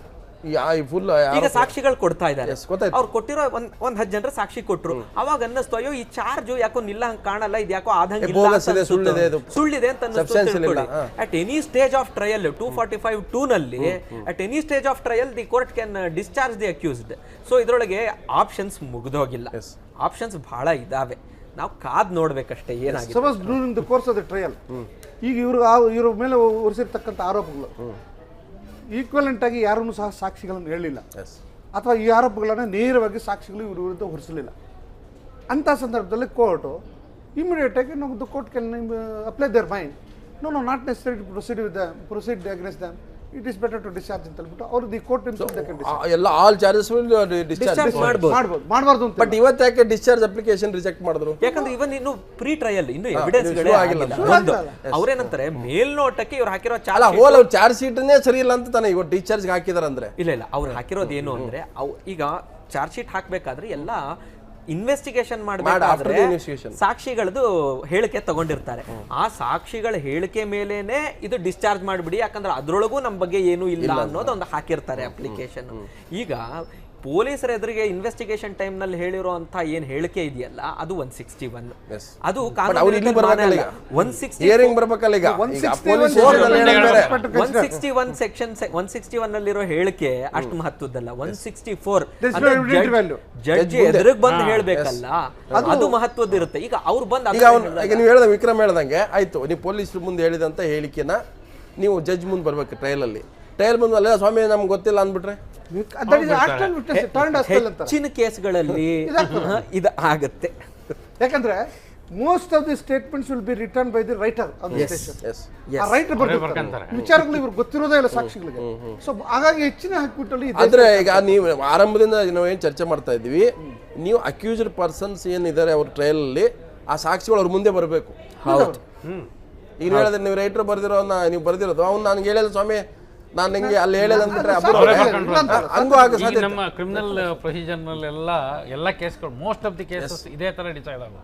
99% ಅವ್ರು ನಿಜ ಹೇಳಿದ್ರು, ಪೊಲೀಸರು ಎದುರುಗಡೆ ಒಪ್ಸಿದ್ರು, ಲಾಯರ್ ಆಮೇಲೆ ಹೊಡೆದ್ರು ಹೇಳ್ದೆ ಅಂತ ಹೇಳಪ್ಪ ಅಂದ್ರೆ ಮುಗೀತು. ಹೊಡೆದ್ರು ಹೇಳ್ದೆ ಅನ್ನೋದು ಬೇಡ, ಏನೋ ನಮ್ಗೇನೋ ಗೊತ್ತಿಲ್ಲ ಅಲ್ಲಿ ಏನ್ ಬರ್ದಿದ್ರು ಅಂತ ಮತ್ತೆ ಹೆಚ್ಚಿನ ಮಹಾಜರ್ ವಿಟ್ನೆಸ್ಗಳು ಹೀಗೇನೆ ಇರ್ತವೆ. ನೀವು ಯಾವುದೇ ಕ್ರಿಮಿನಲ್ ಟ್ರಯಲ್ ಒಳಗೆ ಕೂತ್ಕೊಂಡ್ಬಿಟ್ರೆ ಅವ್ರು ಬಂದು ಫಸ್ಟ್ ಹೇಳೋದು ಏನಪ್ಪ ಏನ್ ಮಾಡಿದ್ದೆ ಅಂತ, ನನಗೆ ಗೊತ್ತಿಲ್ಲ ಸ್ವಾಮಿ, ಅವ್ರು ಇಲ್ಲಿ ಬಂದು ಸೈನ್ ಹಾಕೊಂಡ್ರು, ಬಂದು ಸೈನ್ ಹಾಕಿದೆ. ಮತ್ತೆ ಎಷ್ಟೊಂದು ಮಹಾಜರ್ ವಿಟ್ನೆಸ್ಗಳು ಒಂದೇ ಕೇಸಲ್ಲ 10 ಕೇಸ್ನಲ್ಲಿ ಸೈನ್ ಆಗಿರುತ್ತೆ. ಬೇರೆ ಬೇರೆ ಸಮಯ, ಬೇರೆ ಬೇರೆ ಘಟನೆಗಳು. ಬೇಸಿಕ್ ಒಂದು ಸರಳವಾಗಿ ನಮ್ಮ ವೀಕ್ಷಕರಿಗೆ ಈಗ 92ರ ಘಟನೆ, 92ರಲ್ಲಿ ನಡೆದಂಥ ಸಂಚು, 92ರ ಹಿಂದೆ ಹೆಚ್ಚು ಕಮ್ಮಿ 1 ವರ್ಷ 2 ವರ್ಷ ಸಂಚಾಗಿರುತ್ತೆ. ಆ ಸಂಚಿನ ಆ್ಯಕ್ಟ್ ಏನಿದೆ, ಬಾಬರಿ ಮಸೀದ್ ಧ್ವಂಸ, ಆ ಧ್ವಂಸಕ್ಕೆ ಸಂಬಂಧಪಟ್ಟಂತೆ ಸಾಕ್ಷಿಗಳು ಎಷ್ಟು ಜನ ಇದ್ದಾರೋ, ಅವ್ರು ಬರೋ ಸ್ಥಿತಿಯಲ್ಲಿದ್ದಾರೋ, ಅವ್ರು ಬರ್ತಾರಾ, ಟ್ರಯಲ್ ಕರೆದ್ರೆ ಎಲ್ಲಿದ್ದಾರೋ, ನೀವು ಅಷ್ಟು ಜನ ನೀವು ಅವ್ರನ್ನ ತಂದ್ಬಿಟ್ಟು ನೀವು ಹಾಜರು ಮಾಡ್ಬೇಕು ಅವ್ರನ್ನ. ಅದು ಜ್ಞಾಪಕ ಇರ್ತದ? ಆ ಇನ್ಸಿಡೆಂಟ್ಗಳು ಯಾವ್ದಾರು ಇತ್ತು ಅಂತೇಳ್ಬಿಟ್ಟು ಜ್ಞಾಪಕಗಳು ಇರ್ತಾವ? ಮತ್ತು ಇದೆಲ್ಲ ಕ್ರಿಮಿನಲ್ ಟ್ರಯಲ್ ಸಾಧ್ಯವಾದ ಡೆಡ್ ಸ್ನೇಕ್ ಅನ್ಸುತ್ತೆ ಇನ್ಸಿಡೆಂಟ್. ಬರೀ ಅವ್ರು ಹೇಳೋದಲ್ಲ, they will be tested on cross examination. ಹಂಗೆ ಒಪ್ಪಕ ಆವಾಗ ಇನ್ಕನ್ಸಿಸ್ಟೆನ್ಸಿ ಬಂದ್ಬಿಟ್ರೆ ಆವಾಗ ಪ್ರಾಸಿಕ್ಯೂಷನ್ ಕೇಸೇ ವೀಕ್ ಆಗಿ ಹೋಗುತ್ತೆ ಒಂದು. ಮತ್ತು ಇನ್ನೊಂದು, ಈ ಎಲ್ಲ ಘಟನಾವಳಿಗಳನ್ನು ನಾವು ನೋಡ್ತಾ ಹೋದ್ರೆ ಒಂದು ಅನ್ಸುತ್ತೆ as a viewer from a distance, ಏನಂದ್ರೆ ಇವೆಲ್ಲ ರಥಯಾತ್ರೆ ಮಾಡಿದ್ರು, ಹಿಂಗೆ ಭಾಷಣ ಮಾಡಿದ್ರು, ಇದೆಲ್ಲ ಮಾಡಿದ್ರು. ಆವಾಗ ಒಂದು ಫ್ರೆನ್ಸಿ ಇತ್ತು, ಒಂದು ಆ ಸ್ಪಾಂಟೇನಿಟಿನಲ್ಲಿ ಆಗಿರೋ ಚಾನ್ಸಸ್ಸು ತುಂಬ ಇದೆ. ಯಾಕಂದ್ರೆ ಇವಾಗ ಅಷ್ಟು ಜನರಿಗೆ ನೀವು ಹೇಳ್ಕೊಟ್ಟು ನೀನು ಈ ಕಲ್ಲು ಹೊಡಿ, ನೀನು ಇದನ್ನ ಮಾಡು. ನಾನು ಒಂದು ಗಟ್ಟೆ ಹೇಳ್ಬಿಡ್ತೀನಿ. ನಾನು ಸ್ಟೂಡೆಂಟ್ ಮೂವ್ಮೆಂಟ್ ಅಲ್ಲಿ ಇದ್ದಾಗ 96 ನಾನು ಬಳ್ಳಾರಿ ಜೈಲಲ್ಲಿ ಇದ್ದೆ 16 ದಿವಸ. ನಾನು ಯಾವುದು KSRTC ಕಾಸಿಗೆ, ಅಲ್ಲಿ ಒಬ್ಬ ಅವನಿಗೆ ಇದಾಗಿತ್ತು, ಅವನು ಶಿಕ್ಷೆ ಅಂತೀವಲ್ಲ 14 ವರ್ಷ ಜೀವಾವಧಿ ಶಿಕ್ಷೆ. ಅವನು ಕೇಳಿದೆ ನಾನು, ವಿಜಯ ಭಾಸ್ಕರ್ ರೆಡ್ಡಿ ಅಂತೇಳಿ ಕರ್ನೂಲು ಜಿಲ್ಲೆಯವನು. ಅವ್ರ ಫ್ಯಾಮಿಲಿ ಒಳಗಡೆ ಅವ್ನು ಮರ್ಡರ್ ಆಗಿದೆ, ಸೊಸೆದು ಮರ್ಡ್ರು. ಸೊ ಮರ್ಡ್ರ್ ಮಾಡಿದಾಗ ಈತನಿಗೆ ಗಮನಕ್ಕೆ ಬಂದಿತ್ತಂತೆ ಅದು. ಅಂದರೆ ಮರ್ಡ್ರ್ ಮಾಡೋ ಗೊತ್ತಿತ್ತು, ಪ್ಲ್ಯಾನ್ ಮಾಡಿದ್ದು ಗೊತ್ತಿತ್ತು. ಸೊ ಇವನು ಅದಕ್ಕೆ ಸಪೋರ್ಟ್ ಮಾಡಿಲ್ಲ. ಬಟ್ ಇವನು ಮುಂದೆ ಚರ್ಚೆ ಆಗಿದೆ, ಇವನು ವಿರೋಧ ಮಾಡಿದ್ದಂತೆ. ಬಟ್ ಅವ್ರು ಹೇಳೋದೇನೆಂದರೆ, ನಾನು ಕೂಡ ನನಗೆ ಗೊತ್ತಿದ್ರು ನಾನು ತಡಿಲಿಲ್ಲ, ನನಗೆ ಫ್ರೇಮ್ ಆಗಿದೆ, ನಾನು ಇವತ್ತು ಶಿಕ್ಷೆ ಅನುಭವಿಸ್ತಾ. ದಟ್ಸ್ 120B ಗೆ ಲೈಫ್ ಸೆಂಟೆನ್ಸ್ ಆಗಿತ್ತು ಅವನಿಗೆ ಅಂತ ಹೇಳ್ತಾರಲ್ಲ. 120B that is nothing. ಒಂದು ಮರ್ಡರ್ ಆಗಿದೆ, ಇವನು ಮರ್ಡರ್ ಮಾಡಿಲ್ಲ, ಇವನು ಭಾಗಿಯಾಗಿಲ್ಲ, ಬಟ್ ಗೊತ್ತಿದ್ದು ಪ್ರಿವೆಂಟ್ ಮಾಡಿದ್ರೆ ದಟ್ ಈಸ್ 120B ಅಂತ ಅವ್ರು ಹೇಳೋದು. ಹಾಗಾಗಿ ಇದರಲ್ಲಿ ಅನೇಕ ಜನ ಮರ್ಡರ್ ಆಗಿದ್ದಾರೆ. ಇವ್ರು ನೇರವಾಗಿ ಇವ್ರ ಆರೋಪ ಮೇಲೆ ಇಲ್ಲ, ಬಟ್ 120B ಇರೋದ್ರಿಂದ ನೀವು ತಡೆದೇ ಇರೋದ್ರಿಂದ deemed offence of committing murder ಅಂತ. ಎಸ್ ವಿಕ್ರಮ್, ಈ ಇನ್ಸಿಡೆಂಟ್ ನಾನು ಹೇಳಿದ್ರೆ ಅದು ಒಂದು ಫ್ಯಾಮಿಲಿ ಮ್ಯಾಟ್ರ್ ಅದು. ಬಟ್ ಈಗ ನೀವು ಹೇಳ್ತಿರೋದು, ನೀವು ಅಕ್ಯೂಸ್ಡು ABC ಇರ್ಬೋದು, ಬಟ್ ಅಕ್ಯೂಸ್ಡ್ ಬಂದು ನೀವು ಟ್ರಯಲಲ್ಲಿ ಯಾರು ಕೂಡ ಸಾಕ್ಷಿಗಳು ಹೇಳೋಕ್ಕಾಗಲ್ಲ. ನೀವು ಉಲ್ಟಾ ಆಗ್ಬೋದು, ಅಲ್ಲ ನಮ್ಗೆ ಗೊತ್ತೇ ಇಲ್ಲ ಅಂತ ಹೇಳ್ಬೋದು. ಬಟ್ ಟೋಟಲ್ ಸರ್ಕಮ್ಸ್ಟೆನ್ಸ್ ಇಲ್ಲಿದೆಯಲ್ಲ, ಯಾವುದು ಅದಕ್ಕೆ ಕಂಬೈನ್ ಮಾಡಿರೋದು ಇದು case, club pre occurrence or post occurrence. So ಈ ಎರಡನ್ನ ಇಟ್ಕೊಂಡ್ರೆ ಈ ಕೇಸ್ ಸಬ್ಸ್ಟೆನ್ಸಿಲ್ ಇದ್ರೂ ಕೂಡ because of lack of evidence ಬೀಳುತ್ತೆ ಹೊರತಾಗಿ ಕೇಸ್ ನೀವು ಅದನ್ನ ಕೇಸೇ ಸರಿ ಇಲ್ಲ ಅಂತ ಹೇಳಕ್ಕಾಗಲ್ಲ. ನೋಡಿ, ಒಂದು ಕೇಸ್ ಸರಿ ಇದೆಯೋ ಇಲ್ವೋ ಅನ್ನೋದು ಅದು ಕೊನೆಗೆ ಅವ್ರು ಹೇಳಿ 2 ರೀತಿ ಅಕ್ವಿಟಲ್ ಇದೆ. ಒಂದು ಆನರಬಲ್ ಎಕ್ಸಾನರೇಷನ್, ಒಂದು ಫಾರ್ ಲ್ಯಾಕ್ ಆಫ್ ಎವಿಡೆನ್ಸ್. ಹೆಚ್ಚಿನ ಕ್ರಿಮಿನಲ್ ಕೇಸ್ಗಳು ಲ್ಯಾಕ್ ಆಫ್ ಎವಿಡೆನ್ಸ್ ಇಂದಾನೆ ಹೋಗುತ್ತೆ. ಆದ್ರೆ ಯಾವ ಕೇಸು ಹೇಗಾಗುತ್ತೆ ಅನ್ನೋದು ಹೇಳಕ್ ಬರಲ್ಲ. ಅದು ಪ್ರಾಸಿಕ್ಯೂಷನ್ ಎವಿಡೆನ್ಸು ವಿಟ್ನೆಸಸ್ ಮೇಲೆ ಡಿಪೆಂಡ್ ಆಗುತ್ತೆ. ಈಗ ಬಂದು ಅದೇ ಪ್ರಾಸಿಕ್ಯೂಷನ್ ವಿಟ್ನೆಸ್ ನನಗೆ ಗೊತ್ತಿಲ್ಲ ಅಂತ ಒಂದು ಹೇಳ್ಬೋದು, ಇಲ್ಲ ನಾನು ಇದ್ದೆ ಅವತ್ತು ಇವ್ರು ಯಾರು ಮಾತಾಡ್ಲಿಲ್ಲ ಅಂತಂದ್ಬಿಟ್ರೆ ಹಂಗೂ ಹೇಳ್ಬೋದು. ನಾನು ಅವತ್ತಿದ್ದೆ, ನಾನು ನೋಡಿದೆ, ಇವ್ರು ಎಲ್ಲರೂ ಅಯ್ಯೋ ಬೇಡಪ್ಪ ಹಿಂಗೆಲ್ಲ ಯಾಕೆ ಮಾಡೋದು ಅಂತಂದ್ರು ಅಂತಂದ್ಬಿಟ್ರೆ ಅದು ಇನ್ನೊಂದ್ ತರ ಆಗ್ಬಿಡ್ಬಹುದಲ್ಲ. ಅಂದ್ರೆ it may lead even to honourable acquittal. Benefit of doubt always drawn to the in favor of accused. Benefit of doubt. But end of the debate, benefit of doubt ಅದು ಅಕ್ಯೂಸ್ಡ್ ಪರ ಹೋದರೆ ಅದ್ರ ರಾಜಕೀಯವಾಗಿನೂ ಕೂಡ ಅವ್ರಿಗೆ ಪ್ಲಸ್ ಮೈನಸ್ಗೂ ಅವಕಾಶ ಇದೆ. Rajashekhar definite ಆಗಿ ಈಗ ಆದರೆ ಇಲ್ಲಿ ಈಗ ನಾವು ಈಗಿನ ಪರಿಸ್ಥಿತಿಯಲ್ಲಿ ರಾಜಕೀಯ ಇಂಪ್ಯಾಕ್ಟ್ ಏನು? ಈಗ ಇಲ್ಲಿರೋರಲ್ಲಿ 3 ಜನ ಮಾತ್ರ ರಿಯಲ್ ಪ್ಲೇಯರ್ಸ್. ಹೌದು. ಯಾರು? ಉಮಾಭಾರತಿ ಮತ್ತು ಜೋಶಿ ಅವರು ಮತ್ತು ಅಡ್ವಾಣಿ ಅವರು ಯಾವ ಪೊಸಿಷನಲ್ಲೂ ಇಲ್ಲ. ಇವರು ಕೇಂದ್ರ ಸಚಿವ ಆಗಿದ್ದಾರೆ. ಜೋಶಿ ಅವರಿಗೆ ಮತ್ತು ಅಡ್ವಾಣಿ ಅವರಿಗೆ ಒಂದು ಅವಕಾಶ ಒಂದಿತ್ತು ಅಷ್ಟೇ. ಅವ್ರ ಏಜಿನ ಕಾರಣದಿಂದ ಈ ರಾಷ್ಟ್ರಪತಿ ಇದಕ್ಕೆ ಅವ್ರನ್ನ ಮಾಡಬಹುದು ಮೊದಲೇ ಕೇಂದ್ರ ಸಚಿವರನ್ನೇ ಮಾಡಲಿಲ್ಲ, ಇನ್ನು ಈಗೇನು ಮಾಡ್ತಿದ್ರು ಅವ್ರನ್ನ. ಅದು ಮಾಡದೇ ಇದ್ರೂ ಇರ್ಬೋದು. ಆದರೆ ಜನಕ್ಕೆ ಅದನ್ನು ಹೇಗೆ ಭಾವಿಸೋಕ್ಕೆ ಸಾಧ್ಯತೆ ಇದೆ ಅಂದರೆ ಉದ್ದೇಶಪೂರ್ವಕವಾಗಿ ಅವ್ರನ್ನ ಹೊರಗಡೆ ಇಟ್ಟವ್ರೆ. ಕೊನೆಯದಾಗಿ ವಿಕ್ರಮ್, ಈಗ ರಾಜ್ಯಪಾಲರು ಕಲ್ಯಾಣ್ ಸಿಂಗ್ ಕೂಡ ಇದ್ರ ಸದ್ಯಕ್ಕೆ ಅವರು ಇಮ್ಯುನಿಟಿ ತಗೊಂಡಿದ್ದಾರೆ. ನಾಳೆ ಅವರು ರಾಜ್ಯಪಾಲರು ಕೆಳಗಿಳಿದ ಮೇಲೆ ಅವರು ಕೂಡ ಇದ್ರ ಭಾಗಿಯಾಗಬೇಕಾಗುತ್ತಲ್ವಾ? ಏನಂದ್ರೆ ಒಂದು ಪೋಸ್ಟ್ ಆಫ್ ಗವರ್ನರ್, ಪ್ರೆಸಿಡೆಂಟ್, ಈ ಥರದ ಕಾನ್ಸ್ಟಿಟ್ಯೂಷನಲ್ ಪೋಸ್ಟ್ ಏನಿದೆ, there is an immunity from criminal trial. ಆದ್ದರಿಂದ ಅವರಿಗೆ ಈ ಇಮ್ಯುನಿಟಿ ಇದೆ. ಆದ್ದರಿಂದ ಅವ್ರ ಗವರ್ನರ್ ಆ ಪೊಸಿಷನ್ ಹೋಲ್ಡ್ ಮಾಡೋ ತನಕ ಅವ್ರನ್ನ ಈ ಕೇಸ್ನಲ್ಲಿ ಕರ್ಕೊಂಡು ಬರ್ಲಿಕ್ಕೆ ಬಟ್ ಒಂದು ದಿವಸ ಕೆಳಗಿಳಿತಿದ್ದಂಗೆ ಅವ್ರು ಬರಲೇಬೇಕಲ್ಲ. ಇಲ್ಲ, ಒಂದಲ್ಲಿ ಇದ್ರೆ ಟ್ರಯಲ್ ಇದ್ರೆ ಇದು ಬಹಳ ಕ್ರಿಸಿಯಲ್ ಪಾಯಿಂಟ್. ಸಪೋಸ್ 2 ವರ್ಷ ಅವ್ರು ಇರ್ತಾರೆ ಸಹಜವಾಗಿ 2 ವರ್ಷ 2 ವರ್ಷದೊಳಗೆ ಟ್ರಯಲ್ ಕಂಪ್ಲೀಟ್ ಆಗ್ತದೆ. ಒಂದು ವೇಳೆ ಅಕ್ವಿಟಲ್ ಆದ್ರೂ ತಿಳ್ಕೊಳ್ಳಿ, then immediately will go for quashing. ಇವ್ರಿಗೆಲ್ಲ ಅಕ್ವಿಟಲ್ ಆಗುತ್ತೆ, ಸೇಮ್ ಎವಿಡೆನ್ಸ್ ನನಗೂ ಕ್ವಾಶ್ ಮಾಡಿದ್ದೆ. ಶಂಕರಪ್ಪನವರು, ವಿಕ್ರಮ್ ಫಡ್ಕೆ ಅವರೇ, ರಾಜಶೇಖರಪ್ಪರು, ಇದು ನಾವು ರಾಜಕೀಯವಾದ ಬಿಟ್ಟು ಚರ್ಚೆ ಮಾಡಿದ್ರು ಕೂಡ ಇದು ಕೇಸ್ ಏನಿದೆ, 25 ವರ್ಷದ ಇತಿಹಾಸ ಏನಿದೆ, ಇದು ಇತಿಹಾಸ ಆಗಿರುತ್ತೆ ಹೊರತಾಗಿ ಇದರಲ್ಲಿ ಏನೂ ಸಿಗಲ್ಲ. ಗುಡ್ಡ ಆಗಿದೆ, ಇಲ್ಲಿನೂ ಸಿಗಲ್ಲ. ಆದರೆ ಇದು ಪ್ರಕರಣ ಭಾಳ ದೊಡ್ಡದು. ಇದು ಲಾಜಿಕಲ್ ನಾವು ತೊಗೊಂಡ್ರು ಕೂಡ ರಿಸಲ್ಟ್ ಏನೂ ಸಿಗಲ್ಲ. ನೀವು ಎಂಡ್ ಆಫ್ ದಿ ಡೇ ಏನಾದರೆ ರಿಸಲ್ಟ್ ಸಿಗಲ್ಲ ಅನ್ನುವಂಥದ್ದು ವಕೀಲರ ಅಭಿಪ್ರಾಯ. ಯಾಕಂದರೆ ಈಗಿನ ಕೇಸನ್ನು ನೀವು ಹಿಸ್ಟ್ರಿ ನೋಡಿದ್ರೆ, ಅದರ ಬ್ಯಾಕ್ಗ್ರೌಂಡ್ ನೋಡ್ತಾ ಬಂದರೆ ಇದೆಲ್ಲವೂ ಕೂಡ ರಿಸಲ್ಟ್ ಓರಿಯೆಂಟೆಡ್ ಅಲ್ಲ ಅನ್ನುವಂಥದ್ದು ಸ್ಪಷ್ಟವಾಗಿ ಎದ್ದು ಕಾಣ್ತಾ ಇದೆ. ಎಲ್ಲೊಂದು ಕಡೆ ಪೊಲಿಟಿಕಲ್ ಪೋಲರೈಸೇಷನ್ ಮಾಡ್ಕೋಬೋದು, BJP ಲಾಭ ಮಾಡ್ಕೋಬೋದು, ಅಥವಾ ಅದರ ಎದುರಾಳಿ ಪಾರ್ಟಿಗಳು ಅವ್ರು ಲಾಭ ಮಾಡ್ಕೋಬೋದು. ಈ ರೀತಿಯ ಲಾಭ ನಷ್ಟಗಳಿಗೆ ಮಾತ್ರ ಈ ಕೇಸ್ ಮುಂದೆ ನಿಮ್ಗೆ ಸಿಗುತ್ತೆ ಹೊರತಾಗಿ ಇದರಲ್ಲಿ ಯಾರೂ ಕೂಡ ನೀವೇನು ಭಾಳ ದೊಡ್ಡ ಚರ್ಚೆ ಆಗ್ತಿರುತ್ತೆ ಎಲ್ಲ ರಾಷ್ಟ್ರೀಯ ಮಾಧ್ಯಮಗಳು ಬೇರೆ ಬೇರೆ ಕಡೆ, ಏನು ನಾಳೆ ಇನ್ನೇನು ಜೈಲಿಗೆ ಹೋಗ್ಬಿಡ್ತಾರೆ, ಇನ್ನೇನು ಆಗೋಗ್ಬಿಡುತ್ತೆ, ಇದೇನು ಪ್ರಕರಣ ಹಂಗಾಗುತ್ತೆ, ಏನೂ ಆಗಲ್ಲ. ಯಾಕಂದರೆ 25 ವರ್ಷದಲ್ಲಿ ಆಗದೇ ಇರೋ ಪ್ರಕರಣಕ್ಕೆ ಇನ್ನು 25 ವರ್ಷ ಹಿಡಿಯುತ್ತೋ, 2 ವರ್ಷ ಹಿಡಿಯುತ್ತೋ, 3 ವರ್ಷ ಹಿಡಿಯುತ್ತೋ ಗೊತ್ತಿಲ್ಲ. ಸೊ ಈ ಪ್ರಕರಣ ಅಂತೂ ಮತ್ತೆ ಜೀವ ಸಿಕ್ಕಿದೆ. ಆದರೆ ಇದು ಸತ್ತ ಹಾವು ಅನ್ನುವಂಥದ್ದು ಇವತ್ತಿನ ಚರ್ಚೆಯ ಒಟ್ಟು ಸಾರಾಂಶ. ಸುದ್ದಿ TV ಸುಳ್ಳು ಹೇಳಲ್ಲ.